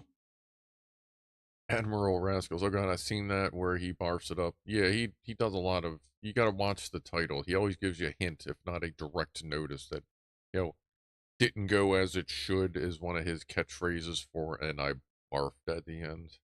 So yeah, you gotta kind of gotta watch that with his channels, because I get to the point when as soon as I see him start to go, I'm like, nope, we're done. I don't. Not that watching it makes me sick. I just don't feel like watching someone barf. What's up, Subsonic Subaru? Used to be a 3 or 4 coffee guy, though I drank a lot of water. But as of this year, I have drinking the flavor liquid death drink. What? The flavor liquid death drinks. What is liquid death drinks there, sub?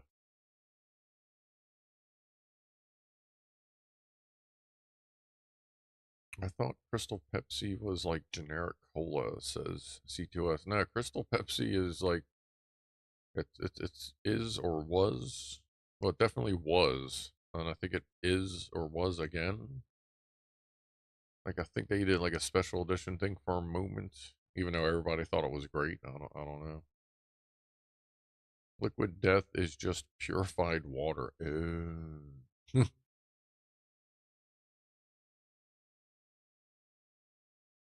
Carbonated water with a little bit of the flavor and 5 grams of sugar. Ugh.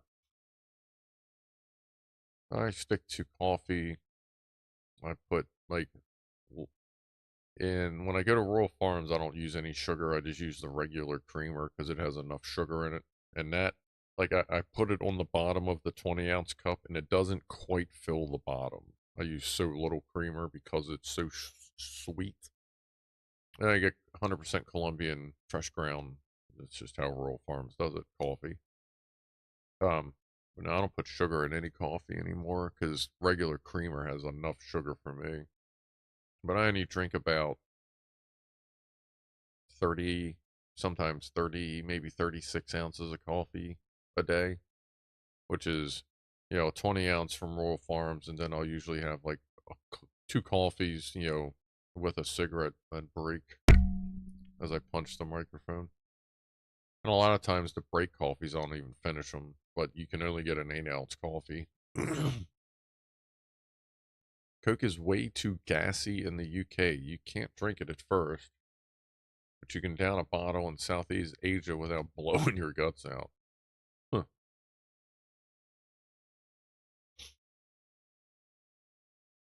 Oh, oh, fucking hell. Rasher, Wake Up People, Coca-Cola, and similar are poisonous crap. Yeah, that's why I usually have like one a week. And that's not even necessarily Coca-Cola, that's just a sugary drink. Really, and like my sugar craving I get after work is definitely fulfilled much better as far as I'm concerned, which is grinding up a bunch of fucking fruit and adding orange juice. Like that is plenty sweet for me, especially when you get like the frozen mixes with like the kiwi and the mango adds another extra step of sweetness to it. Like it's close enough to dessert for me that like a lot of times I don't even eat my chocolate chips anymore. Like every night I would take a handful of dark chocolate chips and just eat them as dessert. Like I forget to do that now because the sugar urge is satisfied by fucking fruit shake smoothie thing. Blah. All right. Frank, note about a water out of a can is the way Liquid Death is trying to fight plastic pollution. Canned water. Isn't that how it? Isn't that in? Don't they have canned water in Fallout 4? I feel like that was in Fallout. I know I played a game with canned water. I feel like for some reason it was Fallout. Oh, that may have been or Scum. That may have also been Scum. I played Scum way back. Fuck. I started playing Scum within the first few months of it coming out. And then I come to find out like someone at work still plays it and it's still in beta like almost a decade later. I was like, no shit, like maybe I should install that a little bit. Mix that in with a little bit of Gray Zone. Because Scum was a good game when it was just an alpha. Like it was fucking cool just running around doing your thing. Can't imagine how it is now, like 10 years of development later. Red Atheist says, I was addicted to semi-sweet baking chocolate as a child, still like it. Yeah, I'm all about, I prefer 72 to 92, I'm sorry, 72 to 95% dark chocolate. Like, I'm okay with regular chocolate, but it is a lot of sugar. But, I get those 72% dark chocolate chips, and as opposed to eating like a cupcake or fucking like a Twinkie or whatever, of all that extra shit and sugar surrounding the chocolate, I just eat the chocolate. That's what I'm here for anyway. So if I get a bag of chocolate chips, eat what's equivalent to like pretty much a fat tablespoon of chips, um, like that's good enough for me as far as chocolate urge. Like a day. Sometimes I'll have two on the weekends if I remember at this point, and that does all right. So that I don't eat all that junk food, extra junk food, when all I know I want is the chocolate. So I might as well just eat the chocolate and skip the extra. Everything else is just sugar around it anyway. Whew. Anyway, I'll give that poll another moment or two, even though it seems pretty obvious where we're going with that. I guess we'll probably be doing cooking 3 beef stew in like a week and a half ish. Maybe next week. Maybe I'll just do it next Thursday. Yeah, because I just put out a video, what, yesterday or last week? Or, oh, yeah, down the ports. I did that yesterday. I have another down the ports one. What was the third one? Oh, the Ottawa jockey truck. And me and Art were down there putting the trackers in. The jockey trucks, they're like when you got the tractor trailer set up like in a big warehouse yard or shipping yards, you'll have ones that are bare bones version of a hauler truck that just can run in, pick up the fucking truck real quick and just run it. Like they usually don't even retract the running gear or the landing gear. They just pick it up high enough that they ain't got to worry about it, so they can run it all over the yard and stage it in different areas. I work on those down the ports. And that was right before the Key Bridge got taken down. All right, so we're doing Cooking 3 budget PC build. I did that Thursday night. Members just got to see that after my server took a shit. I was fighting that last night. Windows 11 did some dumbass shit. It like when you install Windows nowadays, you get 4 partitions in your hard drive. It's I forget what it was at. It was recovery, I guess a cache, something else, and then the actual partition. I just don't pay attention enough. But for some fucking reason, it put like the recovery and some other thing on a different hard drive. And then when I went to remove said hard drive, suddenly my system doesn't boot. I'm like, what the fuck? Thank you for €5. Rasher, tremendous beard you have. It's doing alright. It's getting close. I mean, I think thank you for again, thank you for that. I feel like it was about down to here when I cut it last June. What was that? No, July 2nd, July 3rd. No, July 3rd of last year I cut it. I think it was about down to there, so it's getting there, but thank you. I actually just oiled it up pretty good today because I hadn't oiled it lately. Much appreciated, and we at the channel, of course, appreciates as well. Clicks on that. Oh, all right, we crack the shit out of my neck. All right, let's go ahead and end that poll. Appreciate everyone at clicky. Eat the chocolate. What about Snickers? I'm not a big Snickers fan there, Fama. Not sure why, just never really clicked with a Snicker. The EFI partition, that's the other one, yeah. Oh, and of course now I go to fucking format the old system drive. But Windows won't let me format it because it's like, well, that's a Windows partition. We can't format it. I'm like, no, really, go ahead. I don't need it. It's like, no, we can't do. Sorry, we can't do that, Dave. And I'm like, Jesus Christ, I'm not downloading third-party bullshit to partition it. So I'm just gonna put that back in the old system and just probably just put Linux Mint on it. And just fucking come up with a reason to use it right now.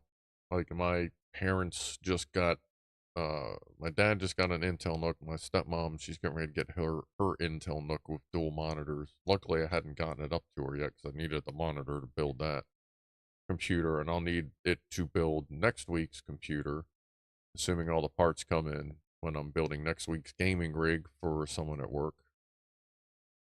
With a oh yeah, 420. Cheers.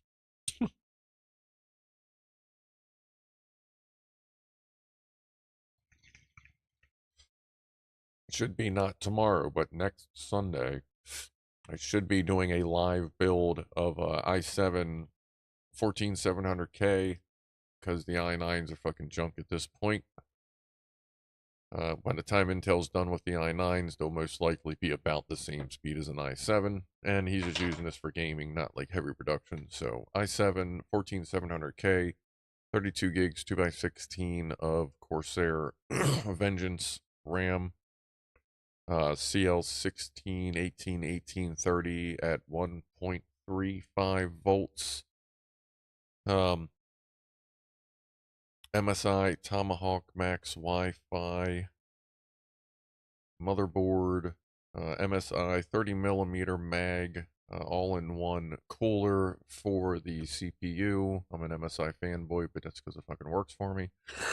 Samsung 990 1 terabyte. M.2, Samsung 990, 2 terabyte, M.2, one for system, one for games.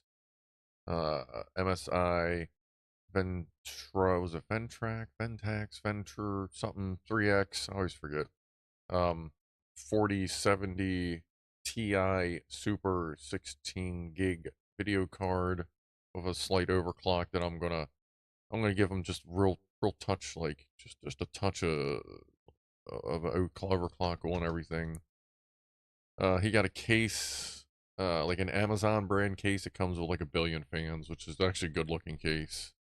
Am I forgetting anything? I think that's everything.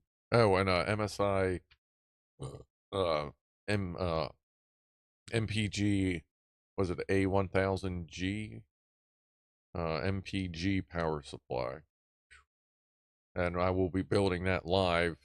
Should be next Sunday on YouTube, so we can all watch the build, and I'll build up until post because like I'm not gonna. I mean, it'll most likely like I did that i5, the PC build I did Thursday. That's an i5 14400K, and like Windows does the install in like minutes. It's fast as shit, so there's not going to be much to watch. And actually, I'm not going to go through the full Windows install. Well, actually, no, I am.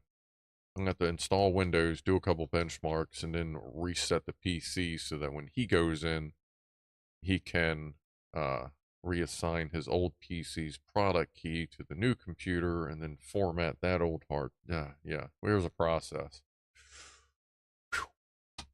But hopefully that should be next Sunday live build. Nice computer. Hopefully I can do this shit proper. Like the biggest thing is just going to be wire management with the fans, as opposed to spending literally $50 per fan, one 120 millimeter fan. With the ultimate wire management of one wire. And, like the mag fans, like Leon Lee's, they magnet together. The Corsairs, those clip together, I believe. I mean, those are nice, but whew, good grief, fucking $50 for a cooling fan. Like that's, I mean, granted, that's probably what I'm getting when I build my next computer in a couple of years, year and a half or whatever. But like they gotta calm the fuck down a little bit with this gimmick pricing stuff. Phew. My Suburban gets like, or I see the work van. That's a 2000 or a 2021 Ford Transit 2500 that rolls around about 7,500 pounds, or I'm sorry, 7,800 pounds. That gets, I leave it in tow mode because I like having it in a slightly lower gear and a wider RPM band for torque control, better traction control kind of thing. And like that, I get about 12 and a half miles to the gallon. My Suburban 95 Suburban was 350, um, slightly modified here and there. That gets like 11 miles to the gallon. That thing, I think that's about 8,000 pounds too. Have I, Redneck Atheist, have I ever added a tablespoon of Caro to cornbread batter? I've heard of Caro or Caro, but I don't use it. I feel like it may have been in the house at one point or another, but not because I was using it for anything. But no, I've never heard that. What is that? Is that just like super thick sugar or stuff or something? Corn syrup? Okay. Well, that would make sense, yeah. No, I never tried it. I may have to try that. I always get the that old school, the blue and white box cornbread, the real old school box. Oh, Caro is corn syrup. Okay, I'll have to try that. Let's see what a tablespoon. Okay, well, I'll take a look at that. I'll try that next time I make cornbread. I feel like you can get a really small amount of that at the grocery store. Like I feel like I've seen the bottle at the grocery store. I'm pretty sure there used to be a thing here of it.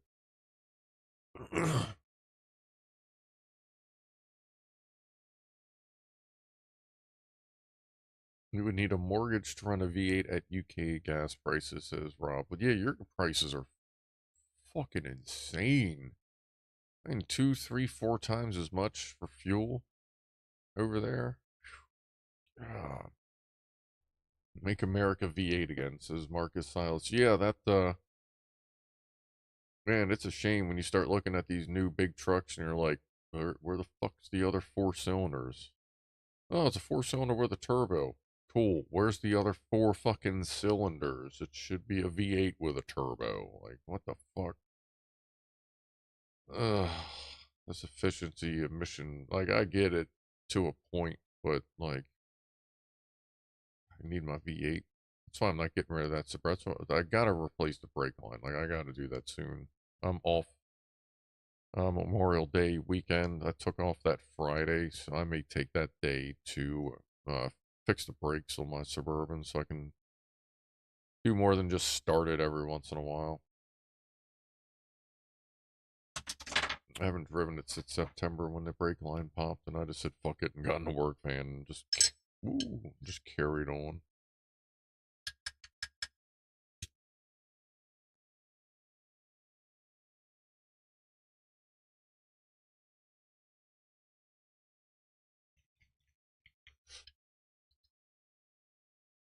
Oh man. I gotta get on Gray Zone after this and start messing with my graphics settings. I turned on DLSS. Well, I'm sorry, NVIDIA GeForce Experience recommended, and I went, okay. Like, I generally trust GeForce a little more for the most part to at least give me a baseline. But GeForce wanted everything on high with DLSS on, and I'm like, it looks gravy, like that's cool, but I'm only getting 60, 70 frames per second. Pretty steady. But I turned on FSR frame rate. Now I'm getting about 110 average, but I have the limit set for 120, which is my monitor. Which, keep in mind, I'm running a 3070 at 1440 on a game that is murdering fucking cards, and I'm squeezing 100. I think I'll hit 120 frames tonight, so I can run 1440 at 120, which apparently a lot of people are having difficulty hitting. I'm not. I guess I'll see if what happens when I get there tonight to see what the problem is, but I have a feeling that'll be a one of the straight to public streams I may do sometime soon of my settings on how I got a 3070 to hit 120, which seems to be difficult for a lot of people. But, your mileage may vary as it goes. I guess having an i9 11900 behind it helps a bit, especially for all the physics and stuff. I think it's active streaming you think a lot. Well, yeah, I guess with a lot of other streamers too, they are streaming from the same computer as they're gaming, like I used to do. I do see a significant performance gain in games having this only play of the game and then this be what actually does the work. Well, hold on. Just in case you're new here, let me show you what I'm pointing at. Oh, there we go. So this is plugged into my 3070 in that computer. This is plugged into the motherboard, so this runs off of the iGPU in the 11900K. So only one monitor is on the 3070, and that's a 4K Acer Predator monitor that I run at 1440, like butter. So this gets to do all the work, and then that goes into a capture card, and this computer, which is there. That was the original streaming gaming all-in-one computer with a 10th gen, 10th gen 700K in it. So that runs, OBS. I usually run Discord up here, like right there is the YouTube dashboard. But if I'm doing a Discord stream, that's up there. This is just me futzing around. Live streams, you are on the gaming computer, and that's the monitor, to make sure it starts playing correctly. Thermal cameras up there. The merch bot just joined. And that's kind of how I run everything. I need a 1080 monitor, and I'm considering replacing this monitor and using this physical monitor as something different, but I gotta look into that because if I'm going to start kind of putting computers together every once in a while, I need a spare monitor. And I'm about to give my last two away to my stepmom, and I'm not gonna like take that back. But we'll see what's up.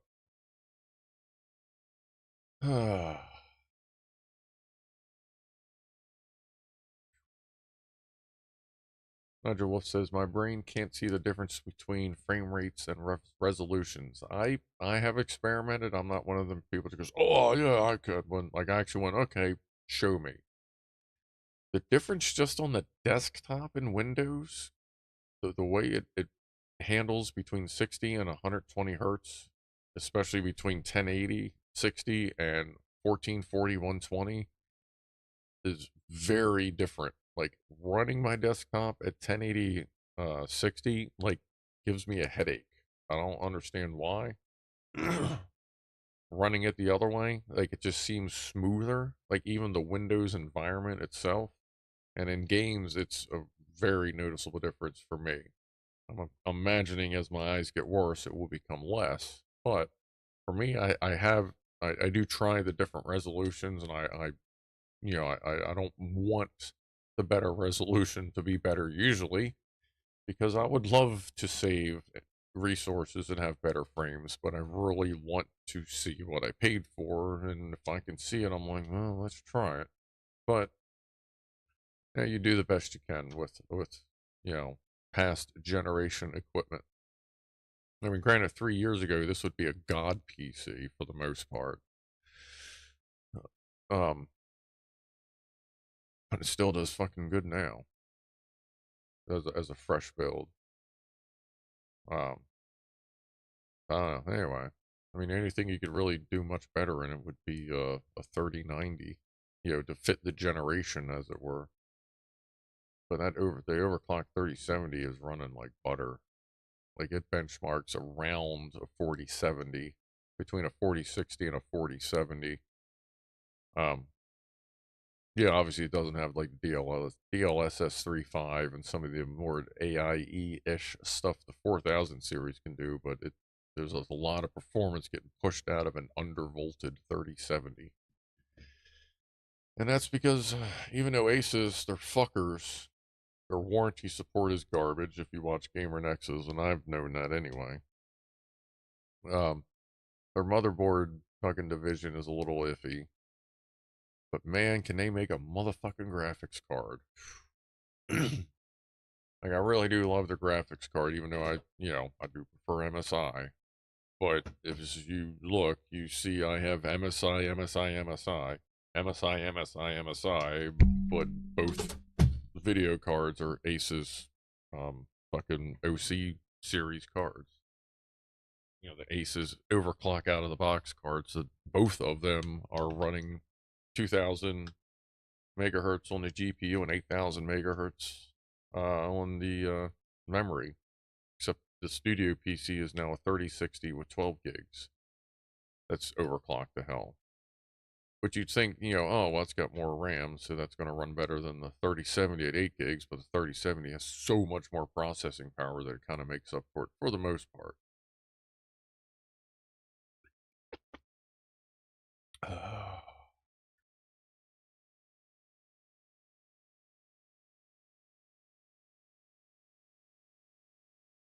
Wait, who's the puncher comes?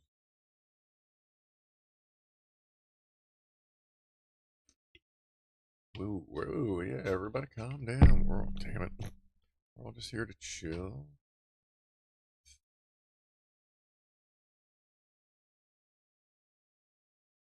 Don't know what's going on there, but we're all good.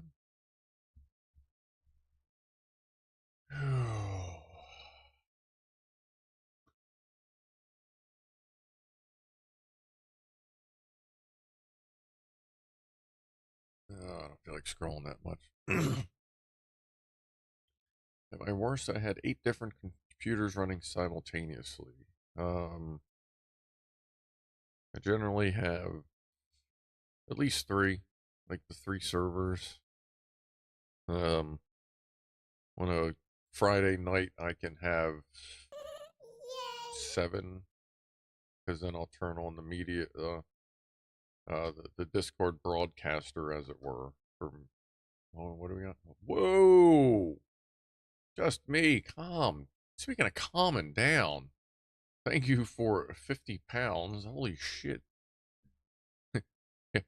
Calm down. Thank you very much. We will put that towards, we will put that towards good. Very much appreciated. Thank you. Good grief.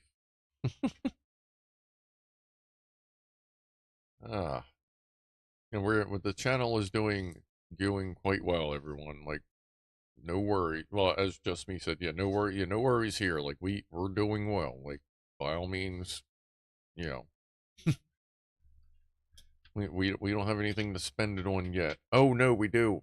I bought uh what is it called? Big City Little Kitty. That was recommended by a bunch of people. I did buy that game. Um, so like that was requested by a bunch of people on the channel. So we do have a new cat game to play, which I'll should be able to get to this week.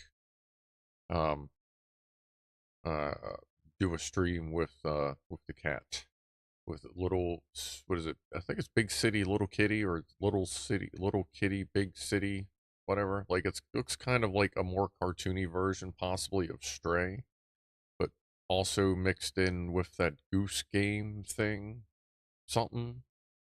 I don't know. It looks good. But I just got that. It was like $30 or something. So that will be deducted from the channel fundage, but that was pre-discussed, predetermined. Big City, Big Titties. No, I don't think they have that one yet, C2S, but if they do, I'll see what we can work out. Maybe with a private stream with Big City, Big Titty video game. Life in the Big City with the Big Titty. I don't know. Now we're going to get Rob started. Here we go. Hey, what's up, Ed? As the notification says, there's Ed gifting 0 memberships, even though that says 10. Good job, Ed. Just messing with it. So we got Russie B, Tina Flute, Mark Gibson Games, Drew Desert Phil, George Philpott, Graham Smith, it's all mixed in there. Leaf, Rohawk, Freddie Sodium, and Henrik Goldcorn. I think those are all welcome backs. Maybe a welcome. What's up, Atkalar? Atkalar has Atkalar. Just in case you don't know, he's one of them like bigger YouTubers. Really cool videos. Oh, what the hell was I watching? Oh yeah, you should go watch his latest video. Where he shows you all about his drawers. Atkalar's drawers, hot topic on YouTube right now. So you should check out his channel if you have not yet. It's kind of like old school Clive with a really awesome way of presenting the knowledge to you. Cheers, Frank Nutterbenny. Cheers, everybody.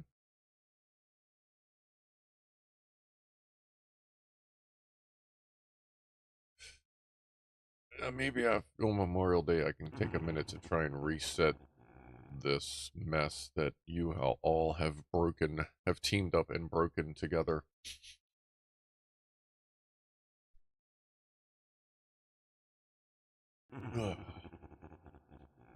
Let's break the internet. Yeah. Yeah, Ed and just me, TJ, and no, I'm forgetting people. Like some of y'all, like really, really trying to push it, and it works. We get randomly, it'll actually pop through as we punch the microphone. Or if I what? Oh, one thing about Scrufdog, we get a better and better channel with every dollar, pound, euro spent. Kudos. Thanks, Rifleman. I'm just doing my thing. And like the only reason the channel's getting better as well is just because like I really wanted a better computer setup.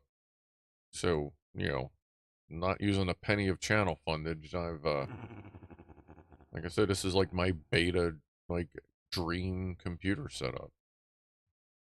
I'm glad I didn't buy an i9 14900K just for it to be throttled, to find out that it needs to be throttled down because it's Intel just pushed their fucking shit too far as they do. Stage It's a take on the fact that helpers in the theaters are called stagehands, and sometimes the hands appear in puppet shows on stage. Yes. I used to be a stagehand for a little while before I just started building stages, the rigging inside of stages. I think it always works like sometimes on the first, but usually on like one of the last ones it'll kick. Oh my god, just me. Thank you again. One more time, maybe. Aha, aha. 20 more poundage. Pound it. I guess that's really the. I tell you what, I would rather for the dollar to be called the pound, just for the simple fact whenever you pay someone, you gotta be like, pound it. Like, there you go. Jazz hands, pound it. Ah, I'm more of a stage bum. Yeah. Like I did a lot of work at George Mason University and their theater there. They had a bunch of like their theater. I forget. It had a specific name. It was probably just something derp. But they had a lot of like bigger names that would come through. Even national. There's that again. A lot of like international tours that would come through, especially like ballet and dance stuff. So you got to see a lot of cool stuff. There back at Astasia, Ed with 10 memberships, Wastoid, James, Mark, Maddie, Forever, Motley, Jim, Eric, Gary, Ian. I feel like that's a lot of welcome backs as well. Thanks, everybody. Again, always appreciated.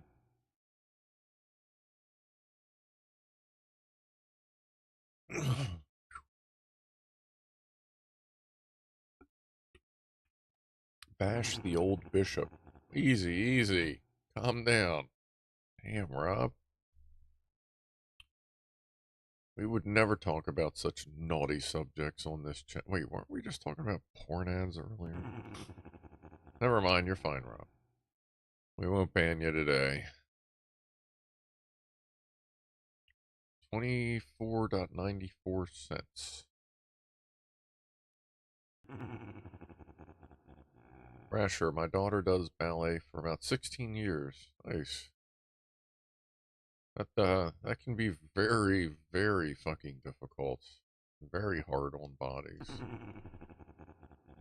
If she's been doing it for 16 years, though, she's doing well. That's definitely an indication. You don't just half-ass ballet for 16 years, that's for sure. Good, that's good on her then. I hope she enjoys it as much as she should. I did a lot of shows for the Washington Ballet. Um, there was a couple of international ones. I can't remember their names, but they do like worldwide. And for some reason, they came. I guess George Mason just had. Apparently, from what I understand, the stage floor itself, the way it was built and layered, like I used to have to deal with that too, was really good for ballet. Just the right reflex in it, I guess. So I imagine that is why they had a lot of ballets there.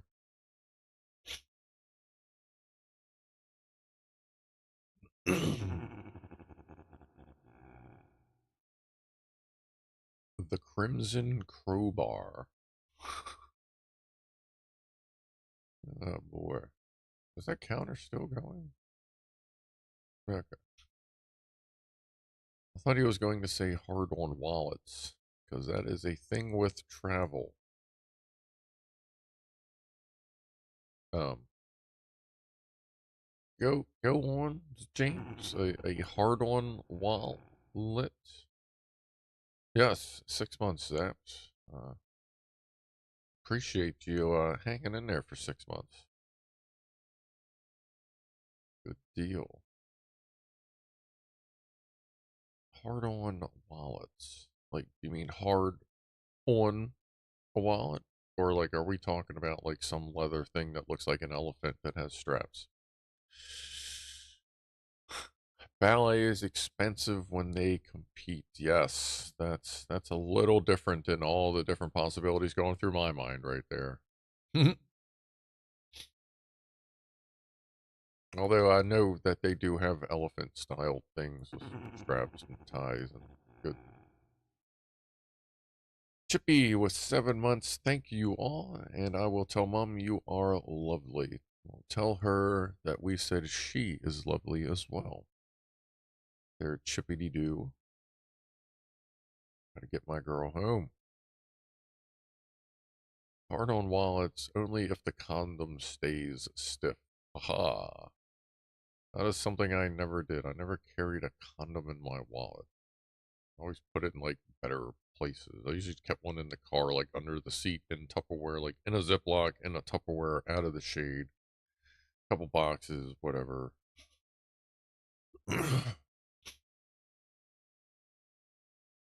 All the arts are expensive on that level. Music teachers are very expensive when you move up. I imagine so.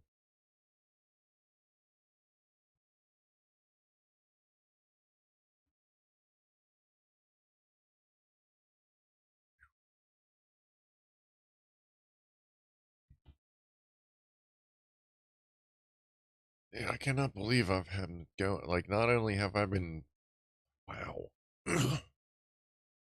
So wait, if Chipmunk's been a member for 7 months, you were within like the first 5 members, I think. That means I've had that turned on for 7 months, which means I've been doing this. Wow, or this is getting a little long in the tooth, isn't it? I don't mean well, this shoe, but like, would not think that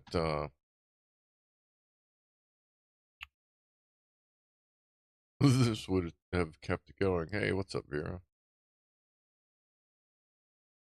Yeah, Vera. Apparently, so in case I briefly mentioned it on here, I think a couple weeks ago. So the original collar and tag that Vera won on the merch giveaway, um,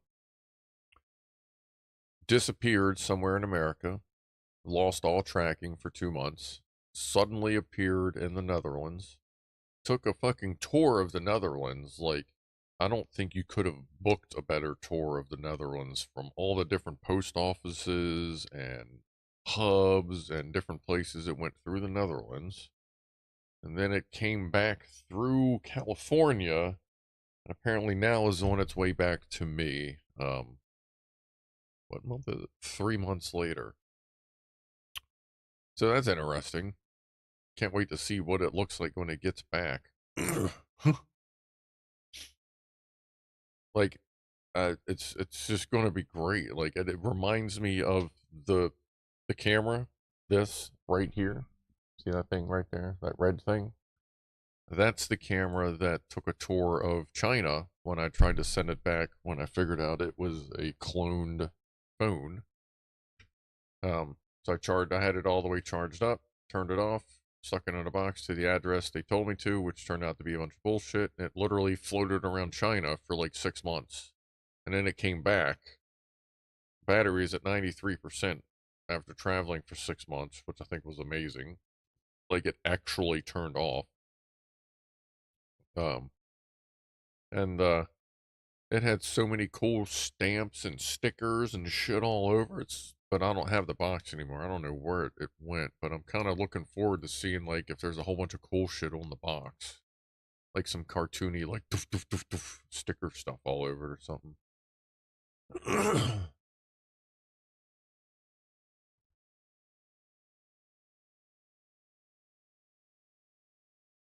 So that'll be interesting when it gets back. If it's nothing, anything obviously personal, we blocked on it. But if it's cool looking, I'll show you. Like, I'll block all the important stuff. We'll see. It didn't travel. I don't think it traveled as much as the cell phone did there. That was like pages and pages of me just watching for months. Like, where the fuck is this thing going? Um. So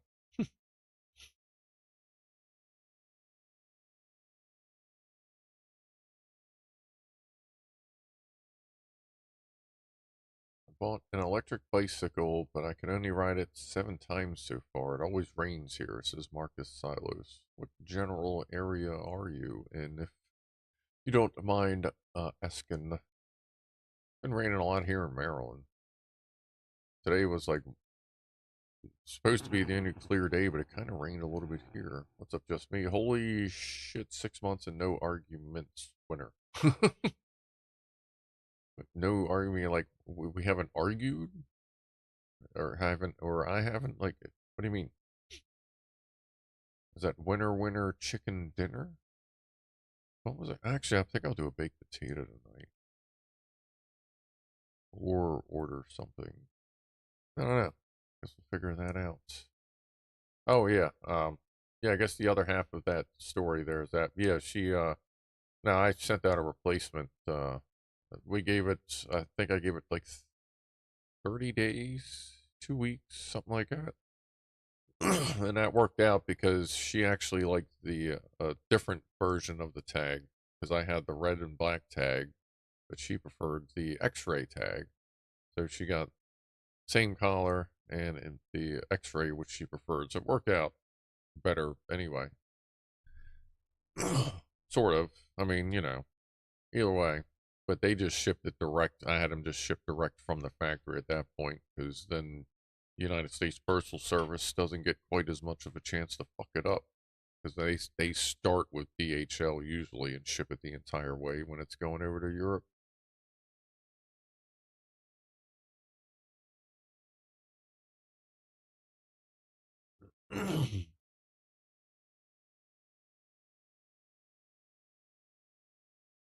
Oh, and you've gotten, let's see, you're green. So that's the second level. So you've gotten, that's right, yeah, you've gotten two. Once it finally started working, you've gotten, I think, two different memberships.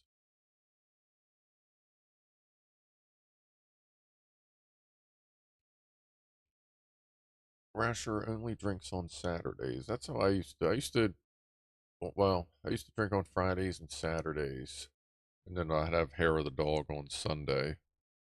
I'd come home Friday, walk in the door, hang up my jacket, if I was wearing a jacket, or put up my whatever, whatever I had with me from work.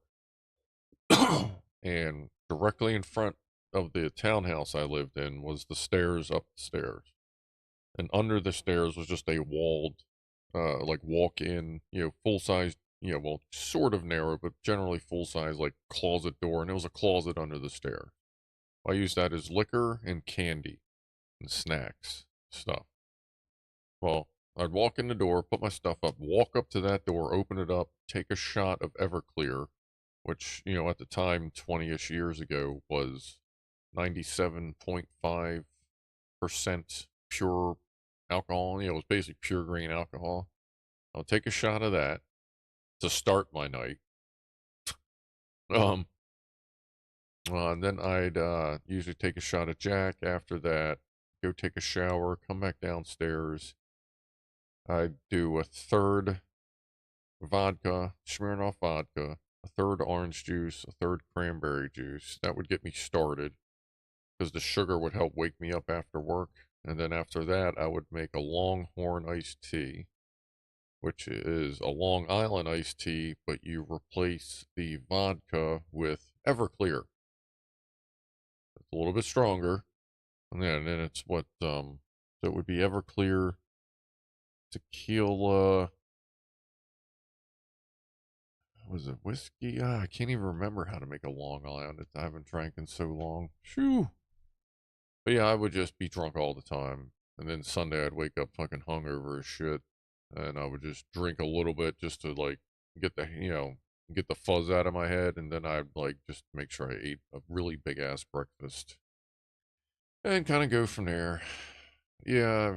I mean, it wasn't unusual for me to go through a full 750 milliliter bottle of Black Label Jack Daniels like in a night, like on a Friday night.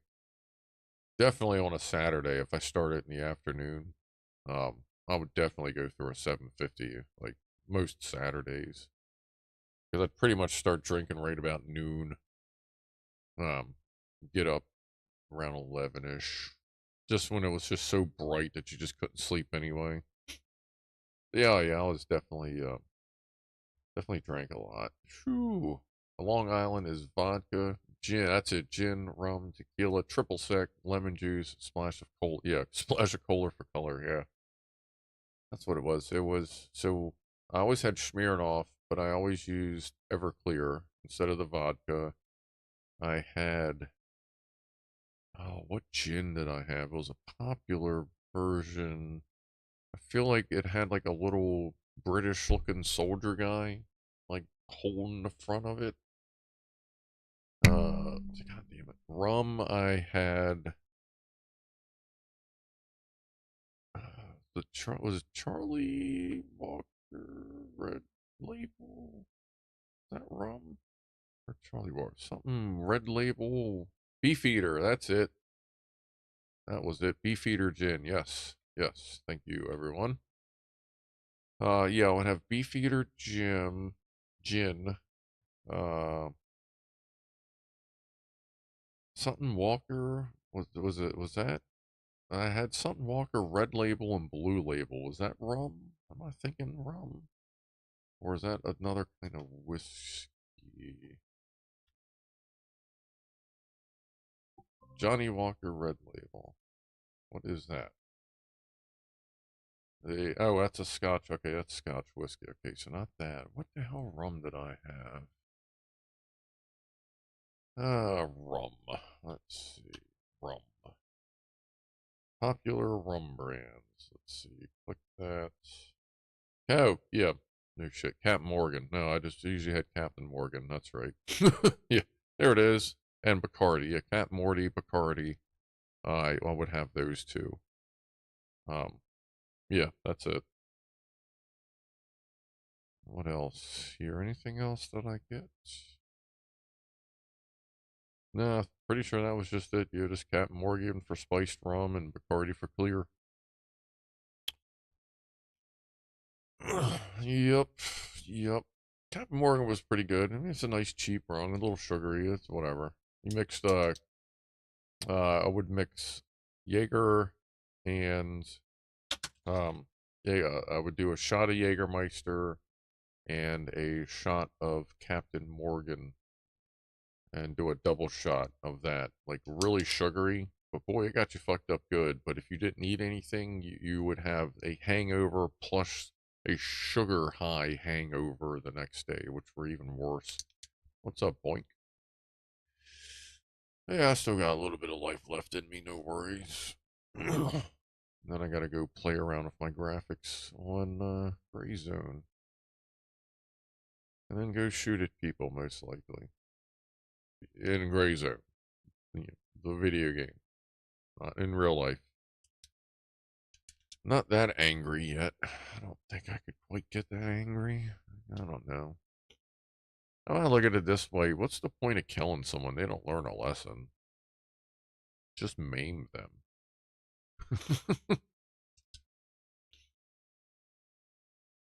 That year, woo. I used to drink boxed wine mixed with sparkling water, 2 or 3 boxes of wine a day. God, 6 to 9 liters of wine a day. I almost died multiple times. Not from punching microphones. So yeah, that's a lot.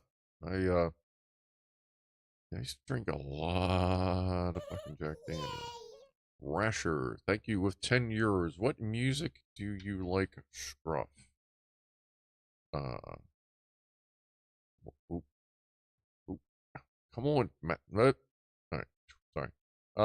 Let's see. My favorite artist. That used to be my favorite band is Nine Inch Nails, but my favorite artist is Trent Reznor, as he is much more than Nine Inch Nails, and Nine Inch Nails is much more than Trent Reznor nowadays. But I prefer like the more industrial-ish stuff. Nine Inch Nails, Trent Reznor, anything from James Maynard Keenan, like Tool, Perfect Circle, industrial metal. Also like Weird Al, Static X. Like I'll listen to Sia. Hold on, let me open Spotify. Let's see. Like I really listen to a lot of different stuff, a lot of techno, um, a lot of regular rock, hard rock, different metals. Like I love Slayer. Like I've met Slayer, Pantera, Static X Pantera, Sia, Rob Zombie. Oh, let's see. Canyon, Queensryche, Pussifer, Rammstein, Korn, Stone Temple Pilots, White Zombie, Lazy Jazz Cat. Good playlist. Smooth Jazz Chill. Uh, Daily Mix. That's the same shit I've already said. Five Finger Death Punch. Yeah. Metalocalypse. That's good. Like a lot of different stuff, but mostly leaning more towards rock, metal-ish stuff. But like you walk into the house and there's typically like instrumental jazz playing like everywhere through my Amazon. Stupid. Wait. Amazon network throughout the house.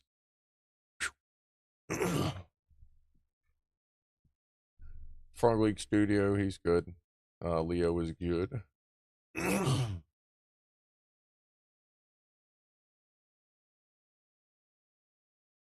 Like here we go. Let's just do this.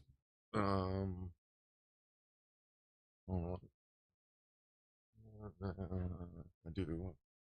Yeah, that'll work. I think I did this once before. Oh.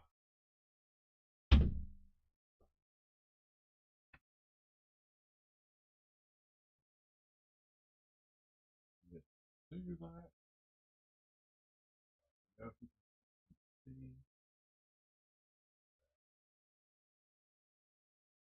Something like that.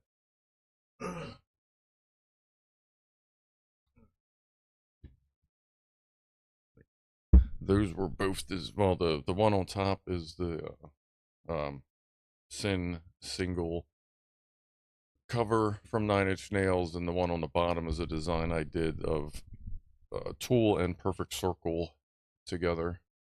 I was gonna get Slayer and Korn put in there, but I just kind of never got finished with my ultimate concert ticket, as it were. Yeah, most of the other tattoos I have, I've done myself, but I'm not quite that flexible. Yes, you can all say you've seen my tool. The tool that the tool wasn't meant to be like a tramp stamp per se. It's just where it ended up in the ultimate design. It's just the rest of it never got filled in. But no, I get that. Oh, you got a tool tramp stamp? No, it's never that got finished. But I like my first time I've done tattoos like was Nine Inch Nails logos on my leg. Like I did my Scrufdog. Um, I didn't have. God damn it! Like my clown and my Odie. Like my Odie was the first tattoo I ever got, and that was done by this dude here. And this tattoo was a purple and orange clown. Um, that was dedicated to him. He died of cancer. He was my super homie for a while. Like after high school, like after I graduated, me and him hung out all the time. But fucking cancer, man. What a bunch of bullshit. Korn doing Word Up is the best cover ever. I sing that fucking song almost every day, Mr. Phil 1969. Like, that is one of them songs that always runs through my head, and I fucking love it every time. That is definitely one of my favorite songs. Just like favorite songs. Definitely favorite Korn. One of my favorite Korn songs. Good deal. Good deal.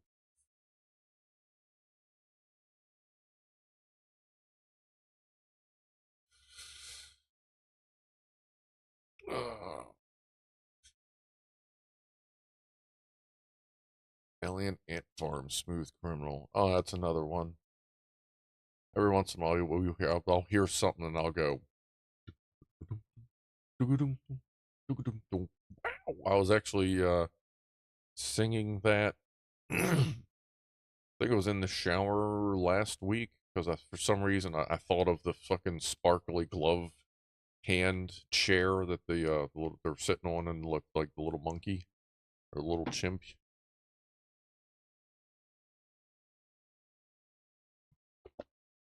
The fuzzy hominid. Spider-Bait Black Betty is the best version of Black Betty ever made. They're a red dwarfer. I actually have Black Betty on my list when I can get some fucking shit together and practice singing, get back to singing the intros. Black Betty is on my to sing list. No corn tat Zep. So no, that was supposed to go in between there, but it just never. Life happened, and I just basically the only tattoos I could get were fucking wedding related bullshit. So, but that's fine now. I just have a duck tattoo. Now I just have a duck with a top hat tattoo. Luckily, there's nothing that makes it specifically look like it's a fucking wedding duck or anything, but whatever.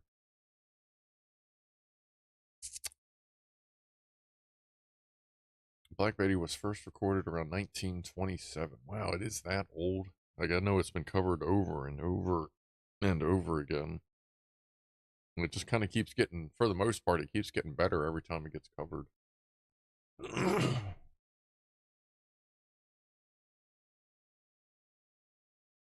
Nigel has no tattoos or piercings. I have, what, 13 or 14 tattoos. What do I got left in my ears? Is it just one? Yeah, okay. One in each ear. I only got one left. That's right. Yeah, I only got one labrae left. So I only have 3 piercings. Yeah, I only have 3 piercings left.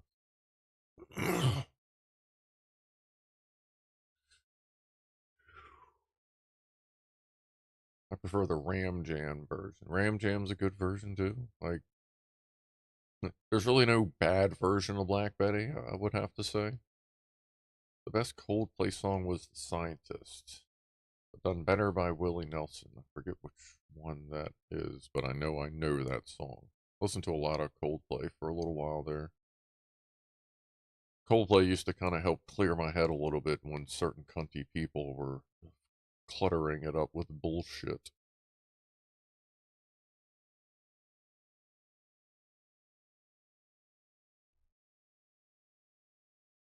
Bullshit.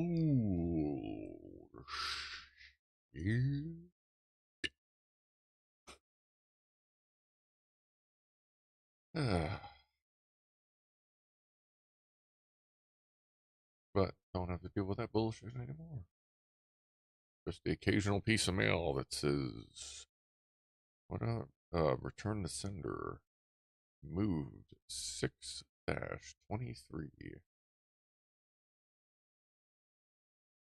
Yeah, that's going to be a fucking hell of a year celebration. I think I took off that day too, didn't I? July calendar. I took off an extended Memorial Day vacation and extended July 4th. Oh no, I took off July 5th. That's right. So I'm off the 4th, 5th, and 6th. Though for me, the 2nd is the holiday, but I'll celebrate that weekend. July 2nd being the first full year of me being just me. Johnny Cash, when he covered Hurt by 9 Inch Nails, that is one of the greatest cover songs ever done. Even Trent Reznor says when he wrote that song, it was he has a very, obviously, a very personal attachment to it. But the first time he heard Johnny Cash's version of it, like Trent Reznor himself said at that point, this song now belongs to Johnny Cash. Even he prefers Johnny Cash's version of the song. It's like the way he worded it was very, very much a proper tribute to it, to Johnny Cash, and it was while Johnny was still alive. Um, but that's a great, like, that's one of my regular things. I'll be like, Amazon product, play, you know, Hurt by Johnny Cash. Like I will request that regularly as like a standalone thing.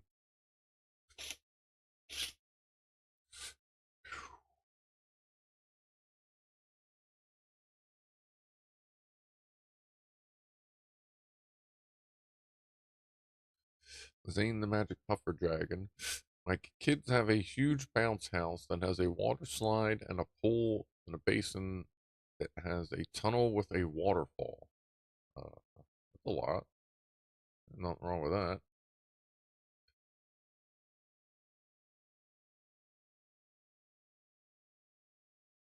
Yeah, sorry to hear that, David Garcia. Cancer definitely does suck. I've lost quite a few people as well.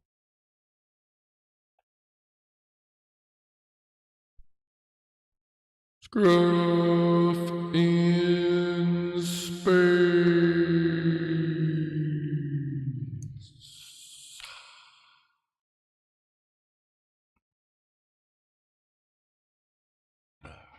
There we go.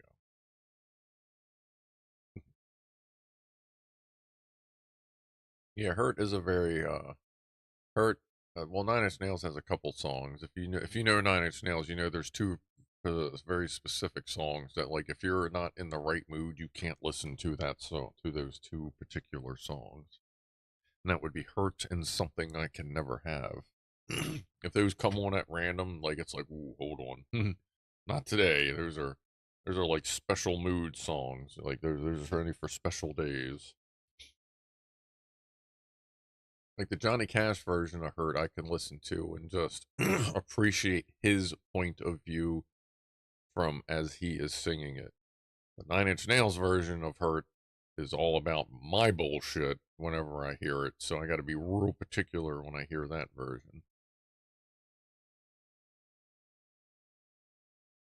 I have lots of CDs of these bands. Oh, yeah, I have a shitload of Nine Inch Nails CDs and Tool and all that stuff. All the 90s fucking rock and metal stuff and all that. Just playing Devil's what?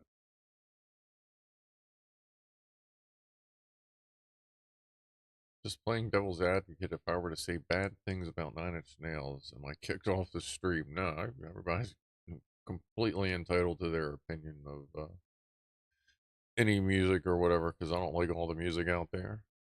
Temple of the Dog, Bowden. That's a good quote unquote one of the OG like super bands. That was what Scott Wayne. Uh, what's his name? Huh? From Pearl Jam. Um, Chris Cornell was in there too, wasn't he?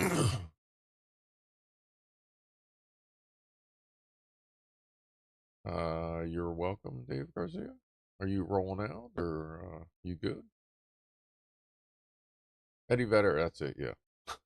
Like Pearl Jam, they just came out with a new album or a new song or new something. It either just came out or is getting ready to come out. It's Pearl Jam, you know what I mean? Like I've heard it on the radio the other day. I'm like, yeah, all right, it's Pearl Jam. That's cool. Like I like Pearl Jam. Was never like a super Jam fan, but like I dig them.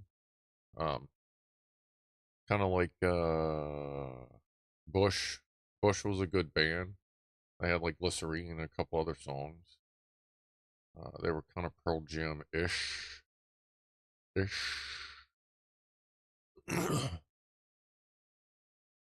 was listening to Queen the other day. Queen's good. Queens of the Stone Age, another like super group. That's what it is, not super band, super group. Sorry. Incubus. Incubus was coleslaw. You know, it was good to hear him, but I never really went looking for him. You know, that was more musical coleslaw. I removed something I can never have from my playlist because it has a tendency to turn up when I really don't need it to, says Zapped.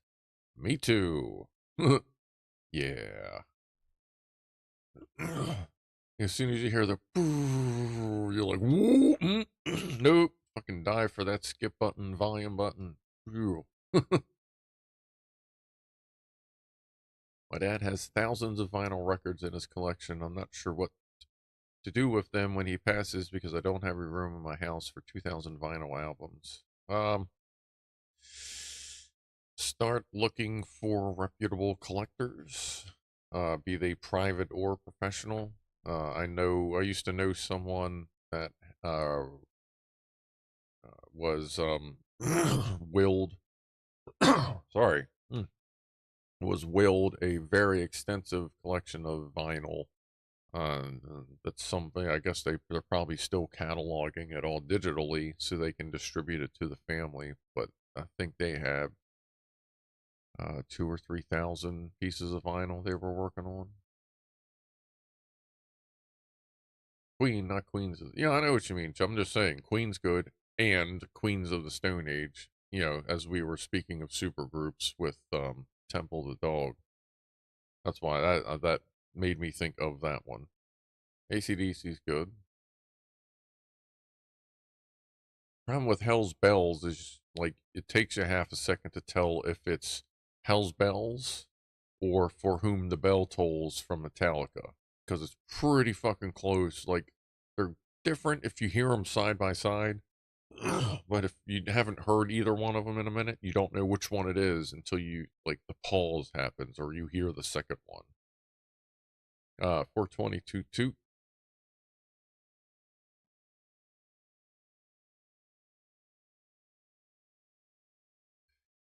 Now, when you say all night long, Chipmunk, do you mean shook me all night long, or like more like All night long, all night, all night, all night long. like that kind of all night long? Pink Floyd's good, pretty good. Coleslaw, more coleslaw, as it were, but a good flavor of coleslaw. The only reason I wouldn't probably seek them out more is 98 Rock in Baltimore plays them so goddamn much you'd think they were being fucking sponsored by them.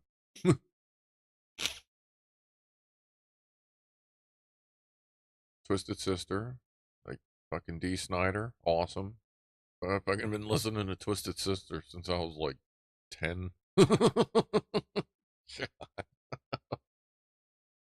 Oh shit. They are fucking crazy. I listen to Zombie almost every day. Um, I mean, he's just a great. As far as I'm concerned, he's just fucking. He's an artist of many flavors. Like I watched him back on Headbangers Ball when Ricky Rackman was doing the show, and fucking Rob Zombie would just be in the background. Like sometimes he'd go the whole fucking show, all he'd be like, and he was just painting the backdrop for like weeks at a time. He would just be painting the fucking backdrop, like barely part of the show sometimes. Just like fuck off and let me paint kind of thing. It was amazing. Love that show. Fucking Headbangers Ball, man. I'll just see if I can acquire that once I get the media server back up to 100%. Because right now it can play videos, but it can no longer obtain them. I gotta install all that stuff and everything pertaining to that. Just tossing some basement jacks in here. Tossing some basement jacks. Is that like a sex move thing? Because that sounds interesting. Basement jacks. Oh, okay. I don't know them. Maybe I will check them out. Kinda got a fart, but not really. Like it doesn't know what it wants to do. It's kind of like it's like looking around, like, well, you know, if we feng shui the folds in here and we part the cilia a little bit towards the south, maybe we could hang out for a minute. And then like 2 minutes later, you're like, whoa.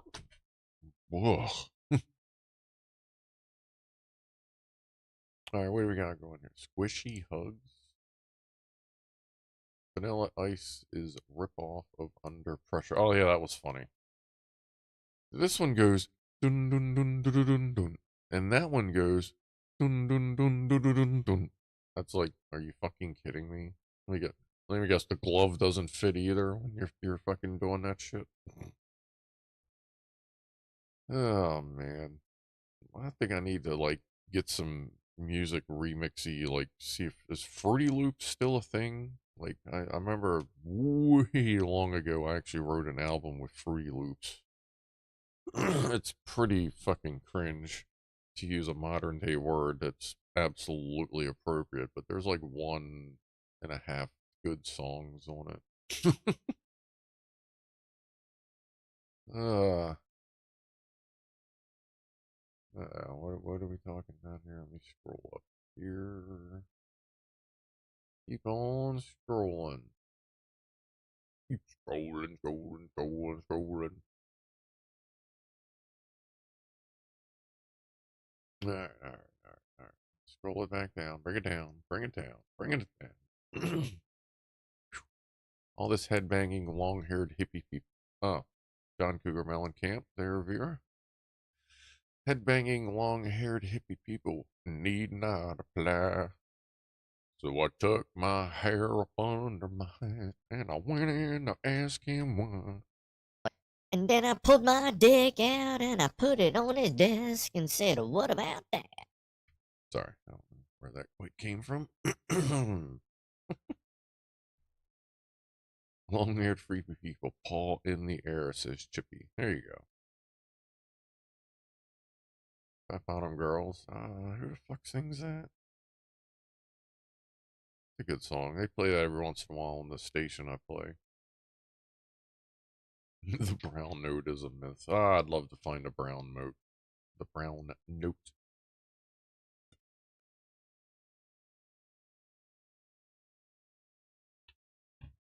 I heard a nice post-fart quip lately.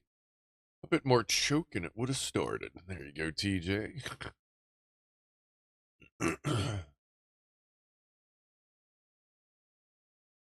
I mean, I suppose it's not necessarily a specific note, but probably a specific decibel range of a range of frequencies would probably be able to shake you enough to make you poop yourself, I would think. Scrolling, scrolling, scrolling. Get them scruffy scrolling. Rawhide.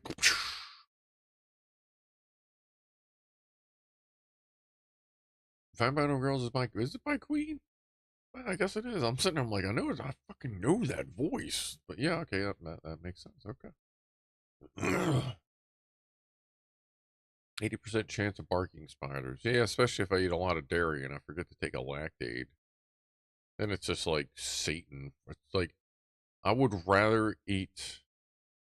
Oh, and I found my, speaking of Satan poop, I found finally found my Carolina Reaper um, seeds that I'm going to give some of them to my boss because he's going to try to grow hydroponic chilies. And I asked if he would try growing Reapers, and he said yes. I believe I already covered this a couple weeks ago, but I finally found them. They also had bubblegum peppers, which are around 1,000,000 Scovilles and some other pepper. But I'm going to keep those. But I'm going to give him a few of the Carolina Reapers. See what he can do.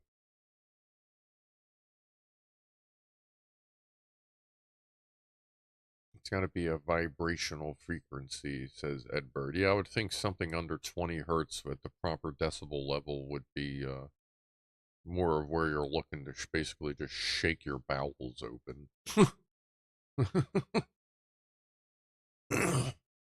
Apparently, a bubblegum pepper is a mixture of a Trinidad scorpion pepper, which my neighbor used to grow, and the 7-pot peppers. So, like, top 5, like 1,000,000 Scoville, that's generally around top 5-ish, top 10 of, like, the more common pepper. Apparently, when I bought the Carolina Reapers, I got a free pack of bubblegum peppers, a free pack of that, and there's a dried Carolina Reaper in there that I guess I gotta look close at it. I guess since it's dried, it would still be fine 10 years later, but I don't know. Um, I'll have to figure that one out. Because I didn't know it was even in there, because as soon as I received the package, I knew it was just Carolina Reaper seed, so I just put it away since it was in the package. It would stay dark, and, it was in a drawer. If I'd known it had, like, dried Carolina Reaper in it, I would have fucking hooked that shit up and ate it. But like I said, it's been about 10 years. I'm assuming the seeds are still probably viable. Maybe. Not quite 10 years. Red Dwarfer, set the massage chair. Set the massage chair to brown notes.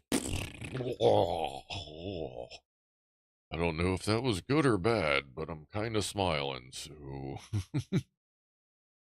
I've been trying to knock that out for a week. Woo! Seeds have a weirdly unpredictable lifespan, says Ed. Yeah, I do agree with that. We'll see what Matt can do. He 3D printed a hydroponic station for growing stuff, so we'll see what he can do. I think like the sections like somehow stack and lock or maybe thread together or something. 10 pounds later after the brown chair. Hey, how come all these massage chairs are black, but those two are brown and the seat looks a little different?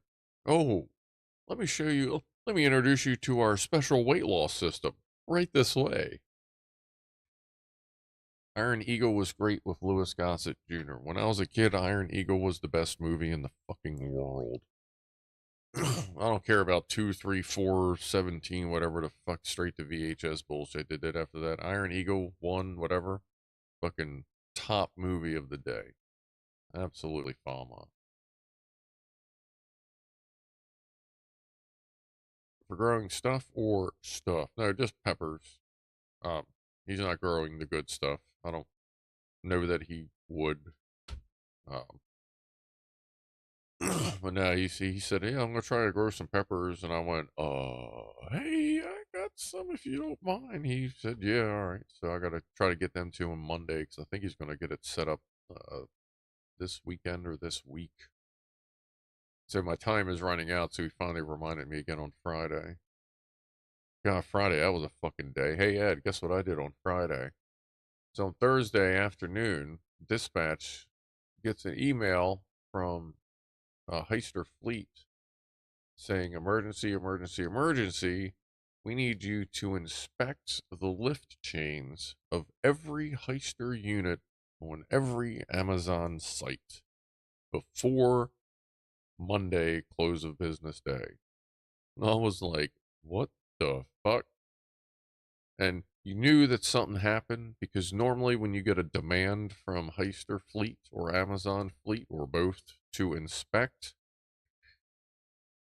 they usually say you will have 10 minutes per unit to be billed at this at 226 units because, center riders don't have chains.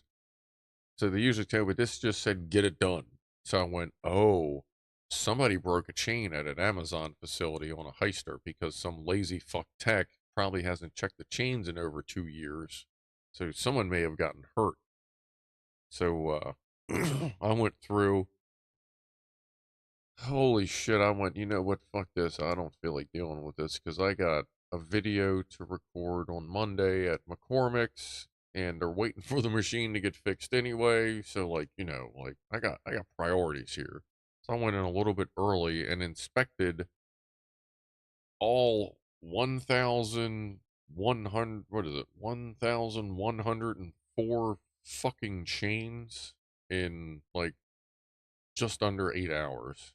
And I was like, yeah, fuck this. I'm done. I'm going home. I'm billing my 9-hour day. And I stopped by the office, told Matt, I'm like, yep, doing this, billing my 9. I'm going home. He's like, all right, cool. I get it. I have no idea how the fuck you inspected 226 forklifts. I'm like, it's not bad. You just got to keep moving and get there early because then most of them are in a line. That was a lot of fucking walking. That was like 8 miles in 5 hours. And then I went like military style, go gray zone warfare.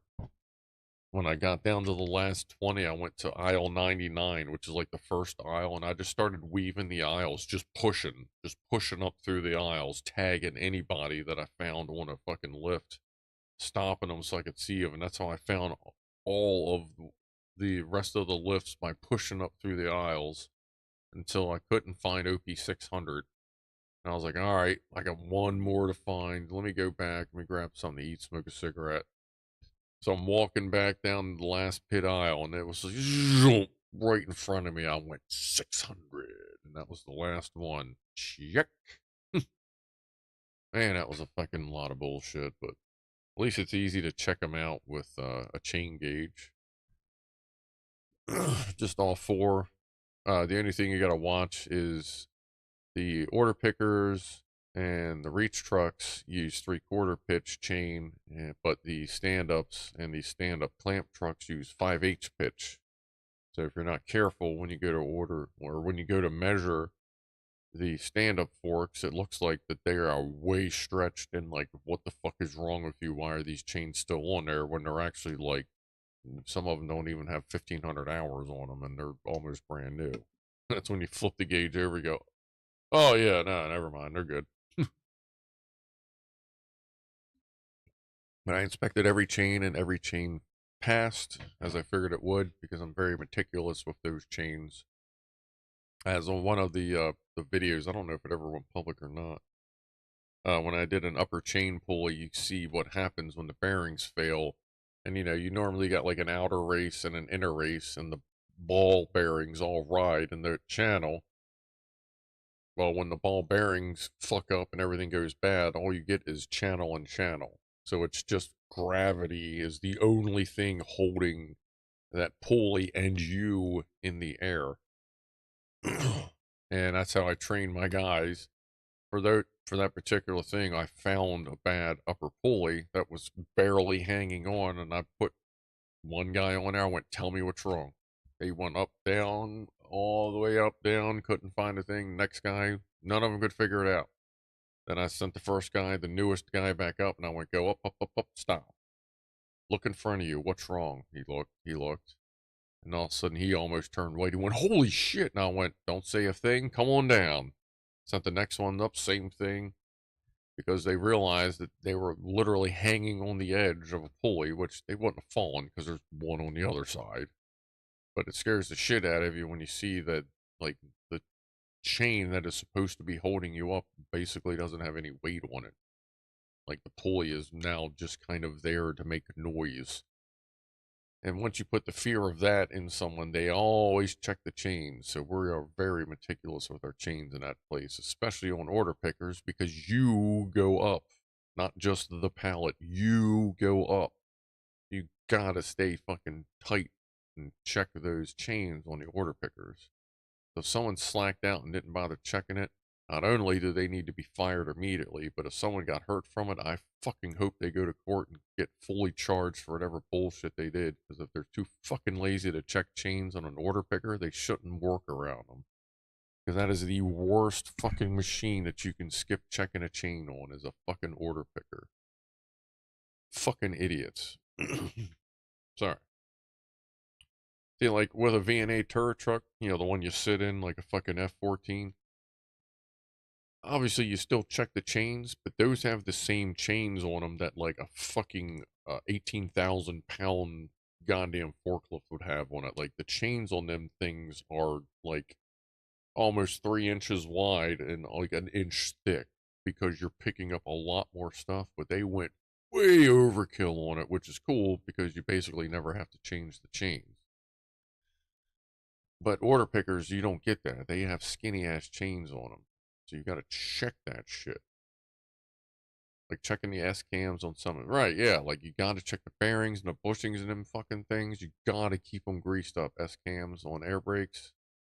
And you cannot do a brake job or work on or perform maintenance on anything with air brakes and not keep the S cam bearings bushed or the bearings and bushings greased up and checked and make sure they're fucking tight.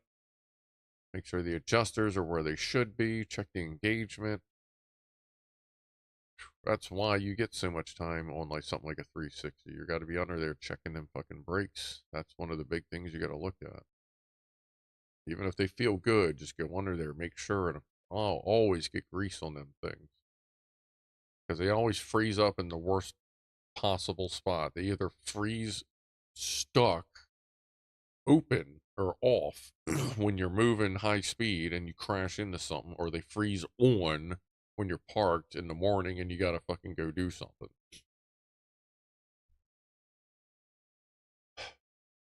All right. That's almost 9 o'clock, man. We're chugging along. All right. Phew. Baked potatoes are best with steaks, says Admiral. Absolutely. But the absolute best, like the steak and baked potato that makes you just want to go, oh, baby, just rub it on me. Oh, yeah. Steak and baked potato. Oh. Oh. That would be when you get to cook it over a wood fire grill, or a campfire. Because then that's fucking perfect. Like a properly cooked steak and baked potato done over an open fire is a sexual experience. Let me fucking tell you.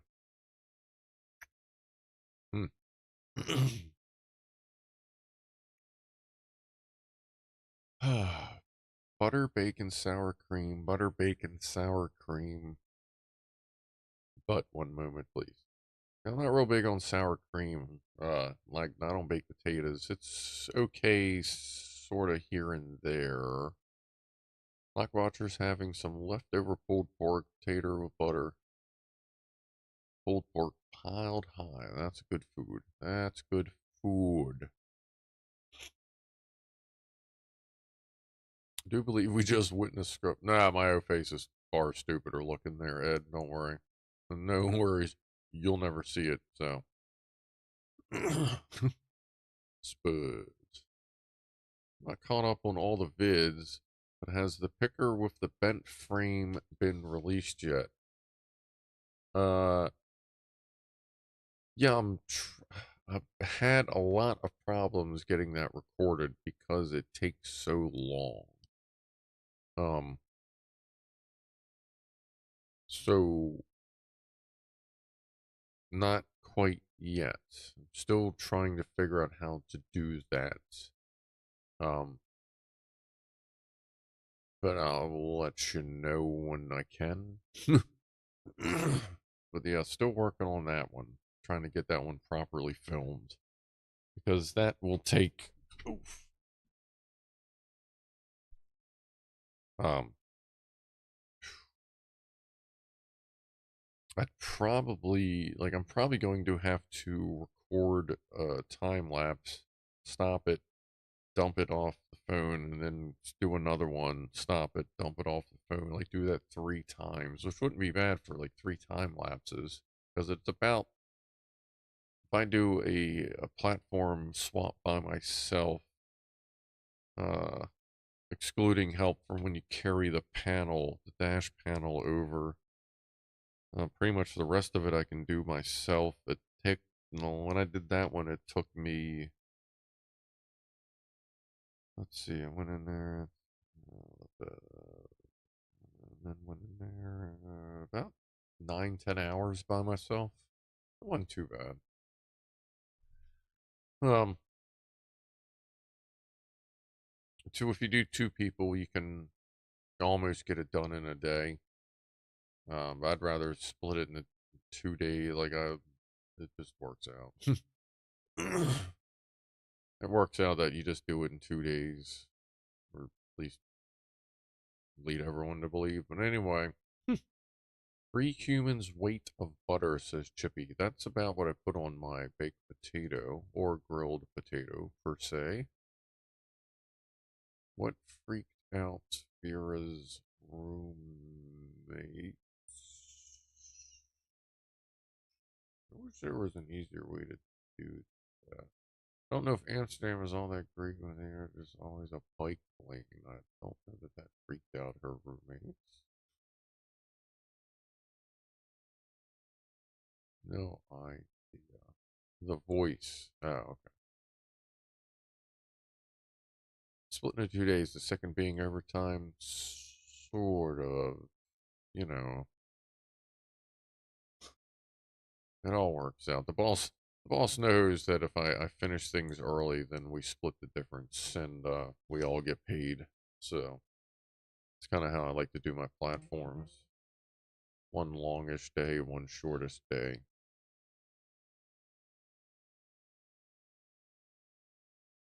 Works out for everybody. The order picker swap took me maybe a day ish. I think I left some small stuff. Yeah, that's you just do the button up the next day. That's usually when I'm, doing the wire stuff, getting some cover slapped on, getting the calibrations done. Yeah, but by the time I leave the first day, like the carriage is already remounted. And also, since I know I have plenty of time in the quote, like I do not work fast. I'm like, you know what? I got plenty of time. I know what's going to go wrong. I know what I'm. I know those little tiny fucking gate arm switch bolts are going to break, so I already have a couple extra ones of them. Yeah, it's the sometimes the um, chain slack switch bolts would break off, but those you just get in bulk.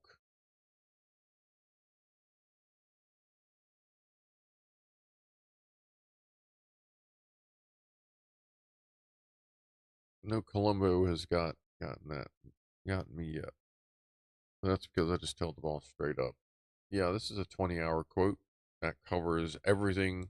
Okay, we used to do 16 hours, but then he added OAS, and then he added the green light system, which adds a bunch of harnesses and a bunch of hardware to the unit. So now we do a 20-hour quote, and that is in case the shimming goes wrong and we have to reshim. That is in case bolts break off, which they tend to do. That is in case we need to use the torch to move something or remove something. But as long as everything goes well, you take your time, do things in the right step, you can get it done in 10 to 12 hours. But when everything goes wrong, you need the full fucking 20 hours. So, as I've explained to my boss multiple times, and he's a high five about it, especially like on the platform, there's a 20-hour quote. If I take 12 hours to do it, I'm going to bill you 16, 17 hours, maybe 18, depending on where we're at, like how long it actually takes. That way, I get paid. You still get paid those extra few hours because you're not having to pay me, so the company keeps them, and the company, sorry, so the company gets to keep that money, and Amazon gets their forklift back quicker than they normally would if, like, you had some schlub in there that was dragging ass for 20 hours. Fucking Captain Underpants. Um, so it kind of works out just like when I do breaks. Break jobs are usually 12-hour quote. I get in, I get them done in 5 hours. I bill 9 hours. Company gets paid 12. Customer got their truck back in half the time. I got paid a full day plus overtime, and the company still made extra money off the quote that a normal tech would have billed the full 12 hours and gone home after 9.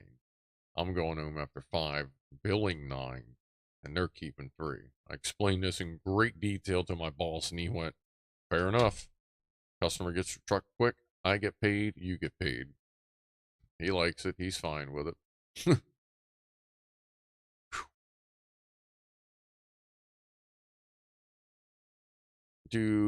Let's see, Rifleman, do the equipment manufacturers express any interest in knowing about these weak spots in their design? Yes.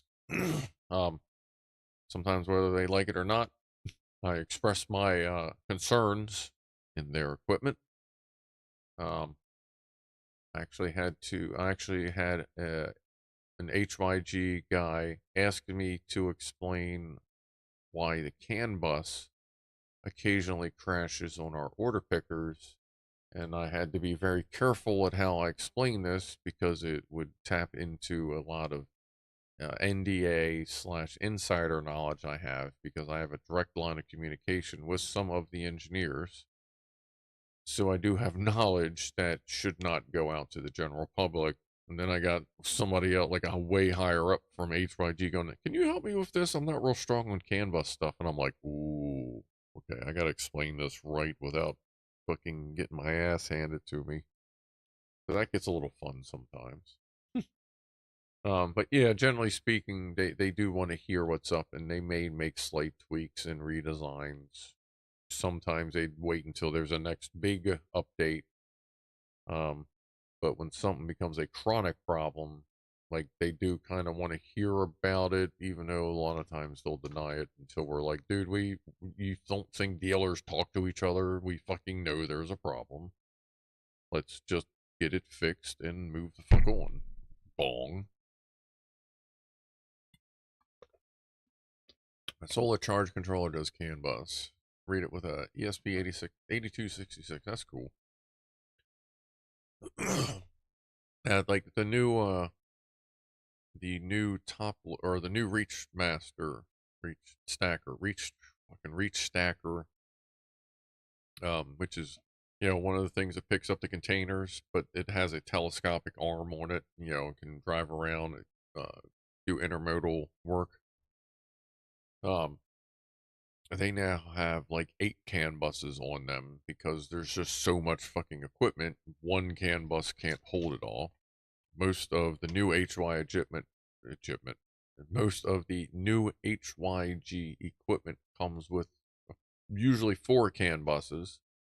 One, that way, if like something breaks in the hydraulic controller, you can still drive. Like if a terminating resistor in a remote module goes bad, and takes out the entire CAN bus in a reach truck, now the reach truck doesn't want to drive because the whole CAN bus is fucked up. Well, now you have like just for powertrain CAN bus. Now you have a hydraulic CAN bus. You know, um, like an accessory slash telematics CAN bus. Like you have different sectioned out CAN buses now, so one can go bad, and you're not trying to stuff way too many fucking devices on a CAN bus. Amazon. Yeah, like with OES and stuff like that. Because they're like, trying my best to explain why they occasionally get 8204 and 8205 CAN bus errors. I'm trying my best to be as generic as possible and saying, well, sometimes in a CAN bus, there are too many devices on said CAN bus and only one can talk at a time. Eventually, devices, when they don't get their turn, they just go, you, and they just say CAN bus error, and then nobody can talk on the CAN bus. Because then they shut the whole fucking truck down. I didn't say particularly that our CAN buses were overloaded, because I wouldn't want to, accidentally release any information that I shouldn't. But it's fucking ridiculous, and they're getting ready to add more devices. It's like, what are you doing? Stop. There's only one here. Like, you're trying to get like a Toyota pickup truck to haul like an entire cargo ship. Like, stop. Jesus. These things would run better if you put windows on them at this point. God. CAN bus is like a train. CAN bus is running a train in like the UK. They have 2 on board. Several trains, I should. Okay. How to group of trained hackers exposed a right to repair nightmare. All right. There, James Randolph. Pie words.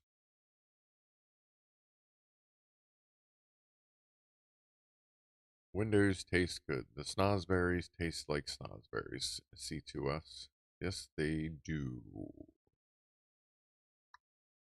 There are too many devices, and there is only one connector. Mommy and Daddy CAN bus. And now we have now our VSMs are like the master CAN IO / translator between all the buses. And and the new NCEA stuff. So hopefully that'll, it seems to be doing well because we have had some instances where we've lost a CAN bus, but we were still able to drive. So I guess we'll see how that works out. It seems like it's okay. At first, it will look like a nightmare, but then after seeing the new reach stackers, they're like, oh, this one only has 4. Okay. Jesus. Wow. That all? Ugh. Ours 232 was good enough for a lot of things. Yeah, we actually, we do have some 232 still being used in some of the equipment, but not much. It's slowly everything's just getting dumped on the CAN bus, so we're just overloading the shit out of that.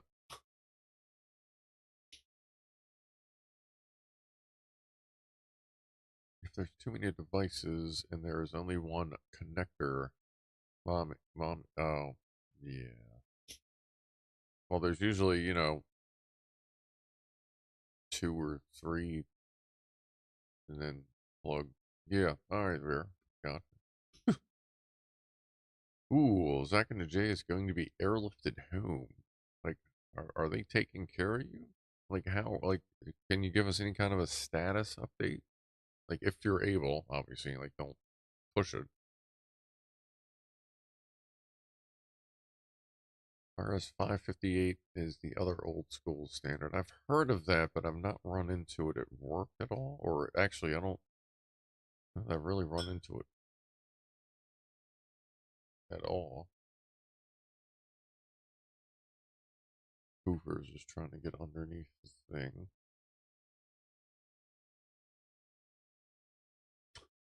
There's her butt. Found a scrap underneath the plate, so she shoved the plate across the hallway to get it. Yes, we're looking. Hi. Like, keep in mind, just to the right of that cone and that little half pipe fucking cat scratcher, like just a foot to the right of that is a gigantic container of cat food. Like, it's not like they are starving. And about 2 feet in from where the banana is, if you look past, you can see like the folding tables leaning against the wall. About 2 feet to the side of that is a big ass cat. Well, actually, 2 cat treat things sitting there for them. All right, well, she's rolling out. There's definitely. Oh, and then over there is an entire bag of cat food. Oh, hold on.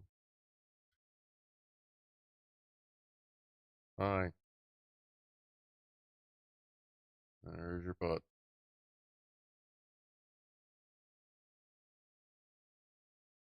All right. That's her butt.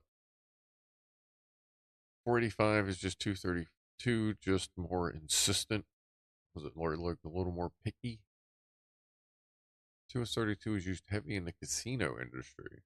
Was that like internal, like inside the like gambling machines there, TJ? I can't hear you over the crunch of your baked potato and steak. A good baked potato will have a crispy skin. Absolutely.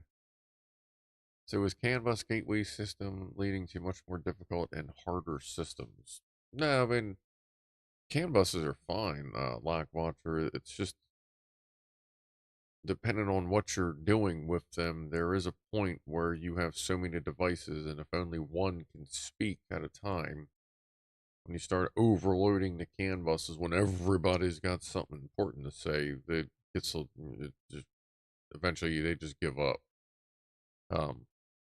So now we're dealing with an old single CAN bus truck that they're trying to retrofit newer accessories that were originally designed for a multi-CAN bus truck, and they're overloading the CAN buses. Like at this point, it's in Amazon's training. If you turn the truck on and the thing turns red and it says 8204, just rekey it and try again, and it'll probably go through. It's because the CAN bus is just overloaded.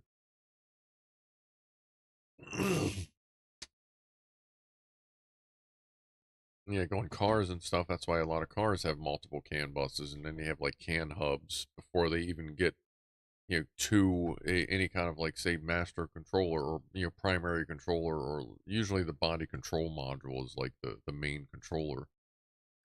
I mean, a lot of cars will have 4, 5, 6, 7, 8 CAN buses now because every goddamn thing needs to be on a fucking CAN bus. Like horn CAN bus, fucking that button is a CAN button. Your fucking rear defroster usually is CAN bus. Now there's a telematic device in there that's on CAN bus, and those fail all the fucking time and usually take their CAN bus out with them. A fucking throttle body's on the CAN bus now. The fucking this sensor's on a CAN bus. Your mom's on a CAN bus. Fucking like everything's on a CAN bus. So now they need multiple CAN buses, and now they have multiple speeds of CAN buses. Well, we can put that on the slow CAN bus, put that on the faster CAN bus. It's just. I mean, I get it. CAN bus, 4 wires. Boom. You got power, ground, CAN high, CAN low. Boom, you got communication. That's cool. I get it. But Jesus Christ,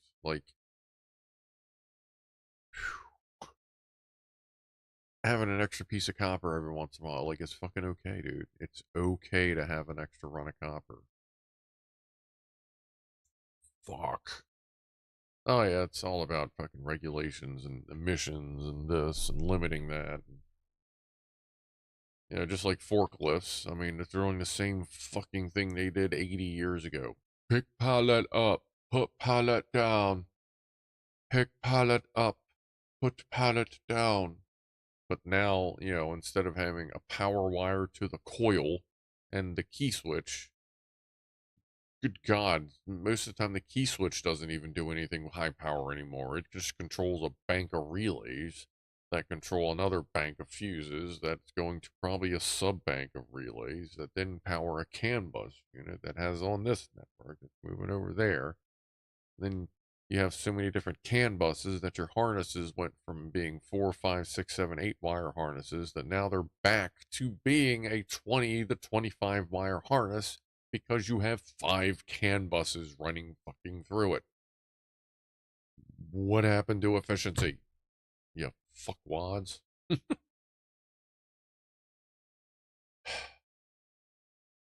then the EPA remembered forklifts existed, and we were all fucked once, early 2000s happened. Wi-Fi key switch next. What do you mean next, Vera? They're already wireless. Like newer cars with the start button, your wireless key fob has to be in that car or it will not work. So it's basically a wireless key start as it is. I can pick up my phone right now and I can go start my work van right now from my fucking phone. That's pretty much a wireless Wi-Fi key start as far as I'm concerned. So that's kind of already here. Yep. I mean, I can log in now. It'll tell me how much gas I got, how much range I got, how much air is in each tire. It's going to bitch about the rear left because that's probably down to like 32 because it's had a slew leak in it for a while. And that's just a free thing. I can start it. I can turn the AC on or whatever. It's ridiculous. And apparently, if you pay for it, you can do all kinds of other shit. I don't know what would be left. I guess that would be good for like a higher end car or whatever.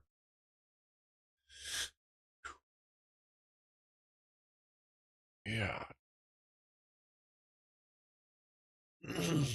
Hmm. My car, faulty. My car has a start button. I still have to put in the key. Yours is not. Yeah, so yours. There's even different versions of it. Then there you go. Which makes the old stuff seem like a more user-friendly thing. Oh yeah, Rifleman. When I was working on my uncle's late '60s Camaros, it was basically like you had the battery cable to the starter, something to the key switch, something to the gauges, something to the coil, and then the lights. That was pretty much it. Now there's your typical engine control module or combo powertrain control module generally has 3 to 4 connectors in it with a minimum of 32 wires, if not up to 60 wires per connector. What the fuck happened to efficiency in copper? You know what I mean? Can I order Fama steak and potato then? I mean, if you want to stop by, we could probably work something out. Sure, I can find someplace around that's open to go buy a fresh steak. I probably got some potatoes there too. I got the 55 fucking grill that I turbo grill out there. I actually want to do that one of these nights soon. I got to figure out how it's going to work. If I should broadcast from the phone and just have that and none of this stuff, or if I need to try and figure out how to get it through this stuff. But I have a feeling I'm just going to broadcast directly from the phone and hope Wi-Fi holds its ass. But we'll see. I gotta wait for a weekend where it's not raining and all that shit. Maybe Memorial Day. If Saturday night on Memorial Day is nice, maybe I'll have a little cookout. Maybe we can get. You know what?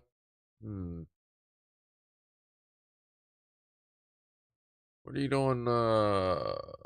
Saturday night Memorial Day weekend, Ed. Maybe we could do like a live stream thing.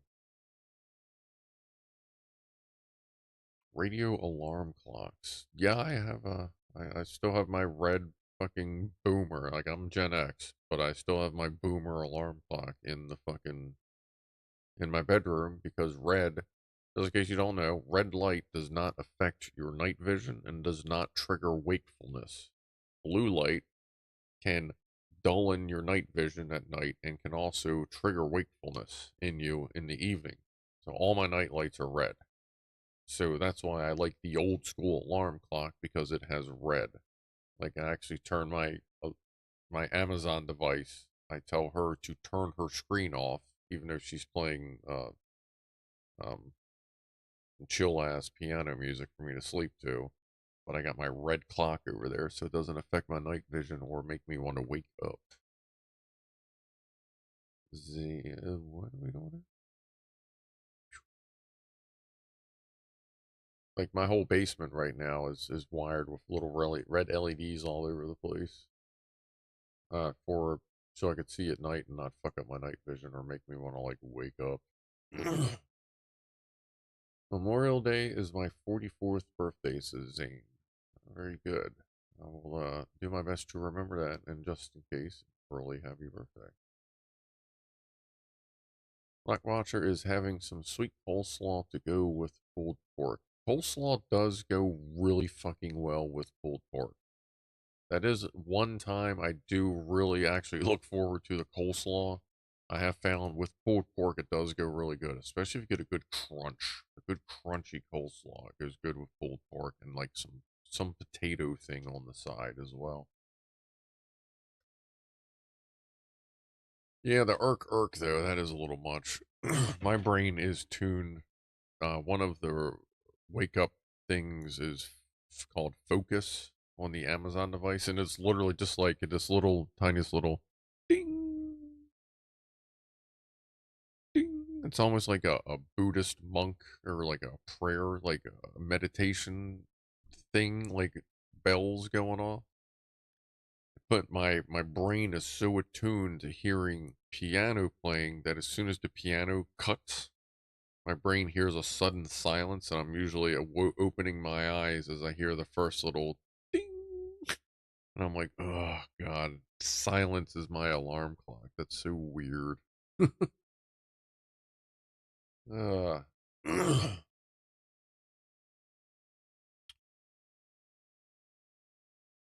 my alarm clock is a nurse. Well, yeah, there's that too. There, what's happening? Yeah, hopefully, at least, hopefully you got a cute one every once in a while. It's like, hey, what's up?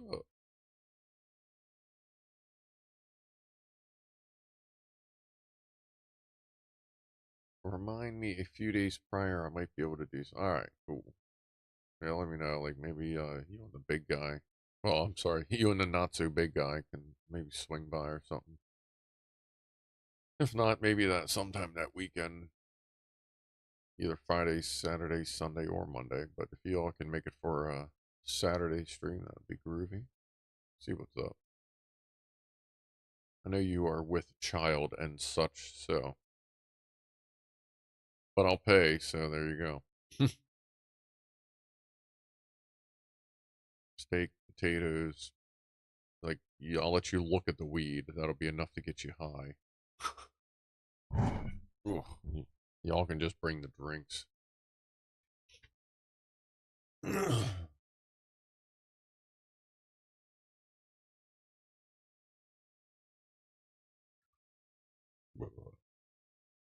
Your birthday is also around Memorial Day, like Roger. Well, early happy birthday as well. I'm sure I'll forget this, so just people will remind people. And I will catch you then. Bada bing. How did they fuck up boiling something? A lot of people fuck up boiling water. That is for sure. Don't encourage this behavior, says Fama. Keep the food descriptions to yourself. Oh no, you can't do that, man. Oh, and you know, after 8 o'clock, after like 7:30, 8 o'clock, this channel starts talking about food a lot because I'm fucking hungry, and I actually am really hungry right now. It's running pretty late.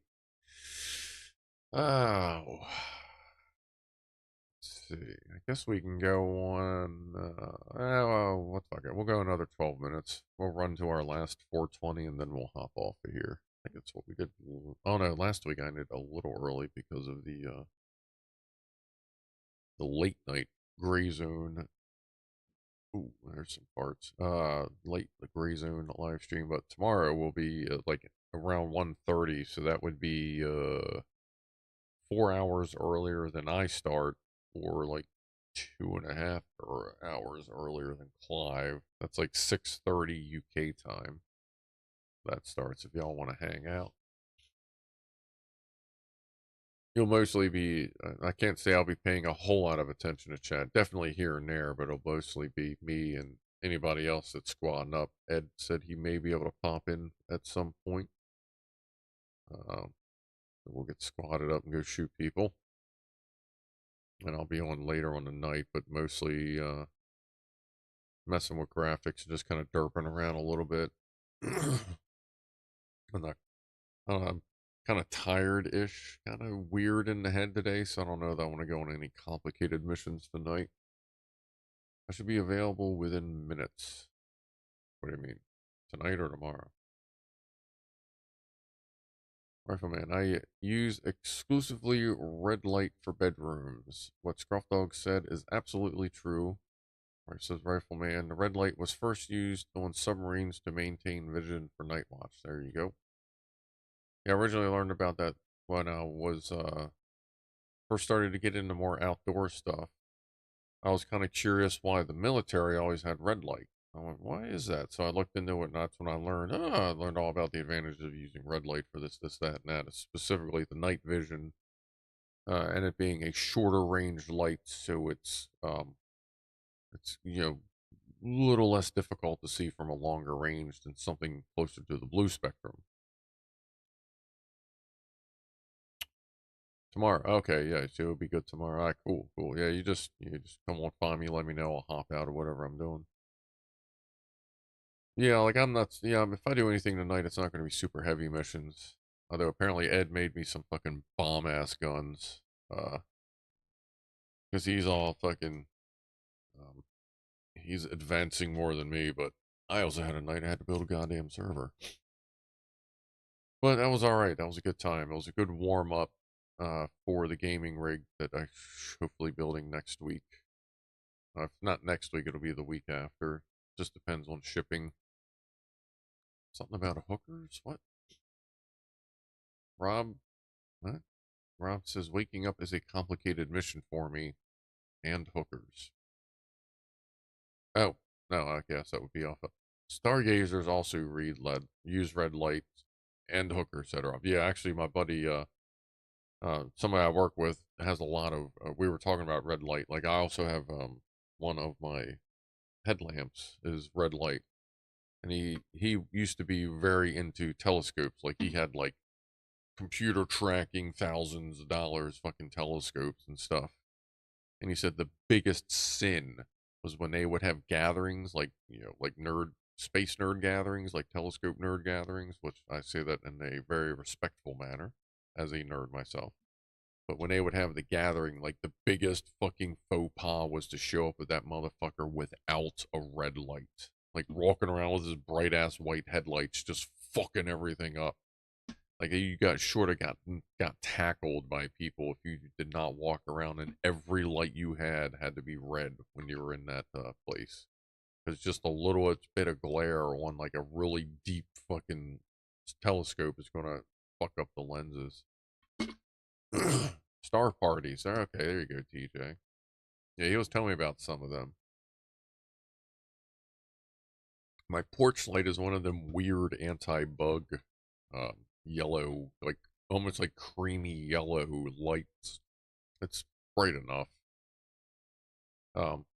Like they don't. Like I gotta get a new light fixture. Like it's literally just the fucking broken, like all the plastic. It's just kind of like deadly socket hanging from what used to be a fucking front porch light. Like I gotta get something new and see if I can get like a really try to find a bright RGB LED light for it, like an Alexa controlled thing.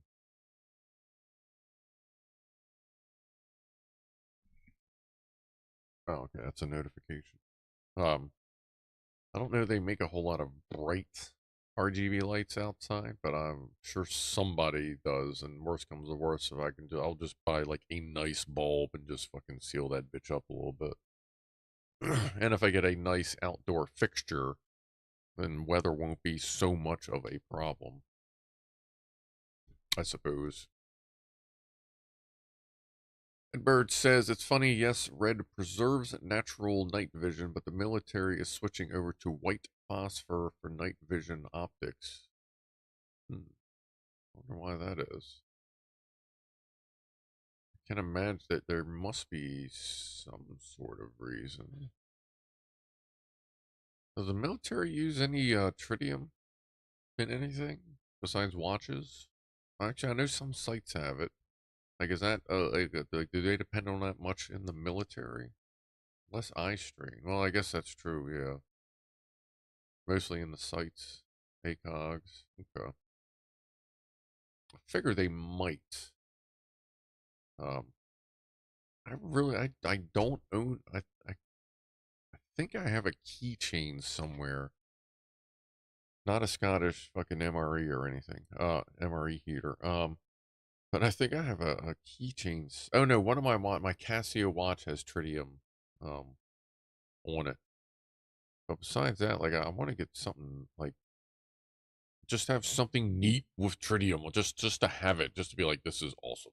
Like I don't care if it's a fucking fist of Adonis sitting on the living room table coated in it, as long as it glows cool at night. Like by all means, bring it on. Hey, what's that? Why is it floppy? Because it glows. The Scottish MRE heater. Yeah, that was fucking great. That's great that like people were actually looking for that glowing green ass fucking thing there, redneck atheist. Lots of exit signs have tritium in them. Really? Yeah, I know key rings is a popular thing. Like if you lose it at night, I should get back out there and just see what kind of cool shit's out there because it might be on something that's so cool that I wouldn't have thought about, and I'm gonna be like, yeah, I gotta get that. I gotta get that. Then we can go lights out on the stream and like see how well it glows. Of course, we're gonna have to be careful because go easy. You know, this has the ultra pixels or the not the yeah the ultra pixels, not the megapixels. This phone has ultra pixels for bigger megapixels for better night vision, which apparently it does actually have pretty good night vision. Look up tritium. Yeah, that's what I'm gonna look at, like keychains and cool little accessories, like tritium accessories can sometimes pop up a bunch of neat stuff. Has a 10-year half-life. Oh, okay. The first tritium backlight watches are very dim now. Yeah, I didn't know it was 10 years. That's not bad for the half-life. That is. I mean, I dig that. Yeah, I ain't buying anything too expensive. That's for sure. Korean ribs. Korean ribs are good if they're done properly.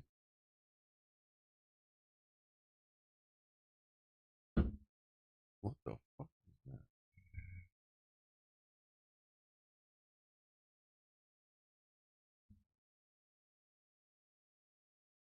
Like, somebody just got fucking whumped. I think Poofers just knocked the shit out of fucking Spaz. Wow. Sheesh, she went fucking flying. God damn. Ugh.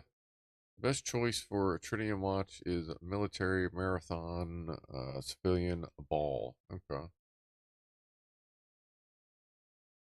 Tritium is much safer since it floats up and away from people, unlike radium. Ah, okay. You know, it's funny, Lock Watcher. I know a lot of vegans that were looking, goddamn, extensively for vegan Korean ribs, and never really found them. I wonder if I should move the way that is configured. Can I shift that? Because that would put that up there. Because I hit this here a lot. This is like the clamp that holds the microphone. Probably rotate that mount. I have to look into that at some point. Paul is the official railroad watch for Switzerland. I feel like I know that, Rifleman. Like, I feel like I've heard that. How many tritium watch dials for a nuke? Yeah. And bacon. Right, we're going to have tritium bacon. That way you can always find your bacon in the evening. Lee is in the half pipe.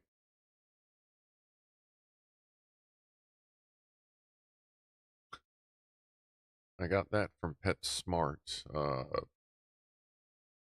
Probably Monday. I'm going to go to Petco and see what kind of cool scratchy stuff they have. I watched this one channel. I forget. I don't know what the name of it is. It's just like a Chinese, or I'm sorry, an Asian thing, maybe Japanese. But like the topic of it is always something like, look how the two kittens get along with the big cats. Like it's 180 days of two rescue kittens getting to live to three other big cats, of various ages and rank. Um, they got these fucking awesome cat scratchers. They're these gigantic cats that are like three-dimensional cat scratchers, that are just like cats, like a cartoon cat sitting there.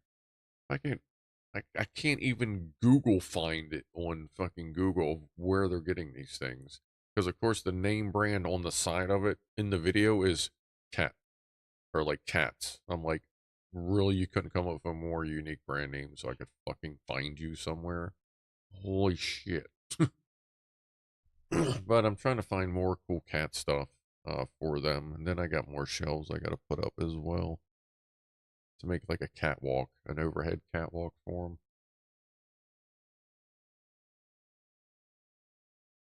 Oh, it's 9:20 and past. Yep, we got to do a toot toot, and then we're gonna get ready to head on out of here. I'm gonna get something to eat and hop on Gray Zone.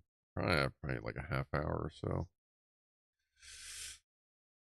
That way I can go do stuff, smoke a cigarette, have some food, yada yada. So, 420 toast everyone, and a final cheers to everyone that's hanging out, and to everyone that has especially been around for fucking 36 episodes of this stuff. Like, what is wrong with you people? But I appreciate it. Of course, I'll cheers to all the goofballs, all the members, all the donators, everyone that's hanging out. I appreciate you all. Cheers.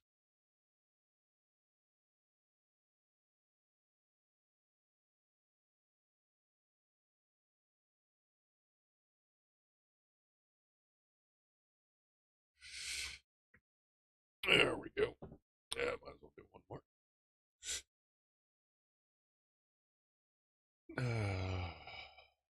Yeah, I'll get on Discord. Cheers to me for putting up with y'all, says Chipmunk. Yeah, I don't. Hey, you're the one that's got a skull next to your name. You're the one that fucking pays money to see my videos. Like, that's a whole other level of like something's going on. Like, I am amazed that people pay to like hang out here. It is mind boggling. But hey, you know what? If I put out content that's worth a couple bucks a month, fucking by all means. But yeah, I'll have to accelerate the some of the public release stuff a little bit here and there. I got one more to get here. Hold on.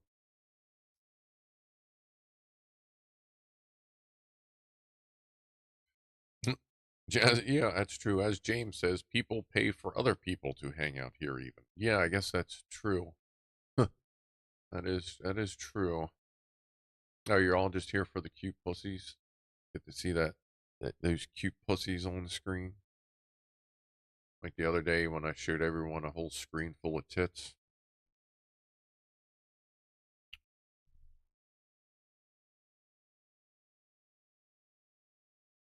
There's a whole screen full of tits right there. Don't worry, we'll be leaving here soon. Well, that's not working. Really? Ah, alright. Hey, you want to see a whole screen of Japanese tits? Yeah, look at that stuff. Mmm. Bet you ain't seen tits like that before. There you go, Rob. There's your tits for the night. All right. Fire titties.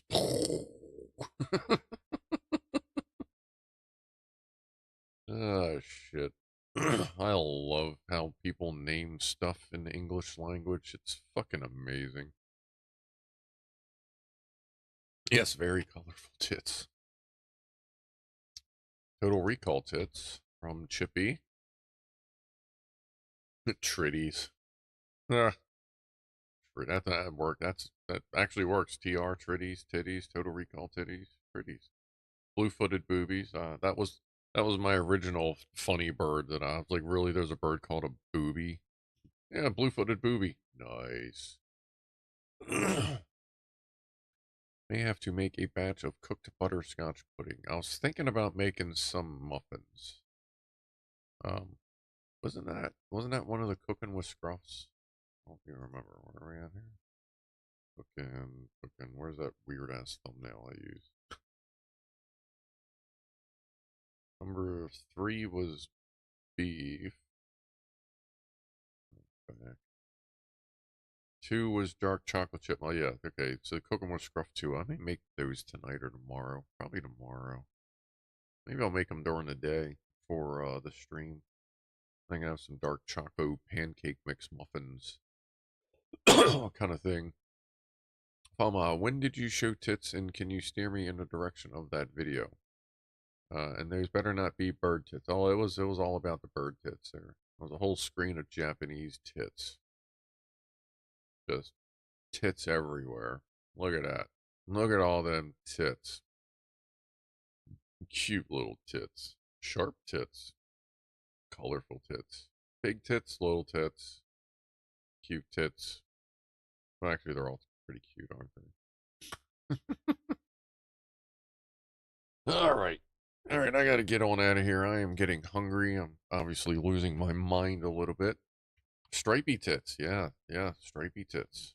Stripey tits. In your face tits. Man, there's a floating tit. I think it fell off a branch. All right. Anyway, I am going to get out of here for the evening. If you're interested, I will be doing a Gray Zone War stream. Gray Zone. Gray Zone Warfare live stream in 16 hours. Yeah. 1:30 US. 3:30. No, yeah. 3:30 California. 6:30. No. What? 1:30 Eastern Daylight Time, 6:30 UK, and 9:30 a.m. Pacific Time. God damn, Zach and Jay, let us know how you're doing. Like I said, if you need anything from the channel, let us know. We can sure we can help you out if it comes to that. Get well, take it easy, be groovy, and everybody be groovy to each other as well. And I hope everyone's weekend goes well. I'll see you tomorrow. Thank you for hanging out. Talk to you later. And I am out of here in 5, 4, 3, 2, 1. See ya.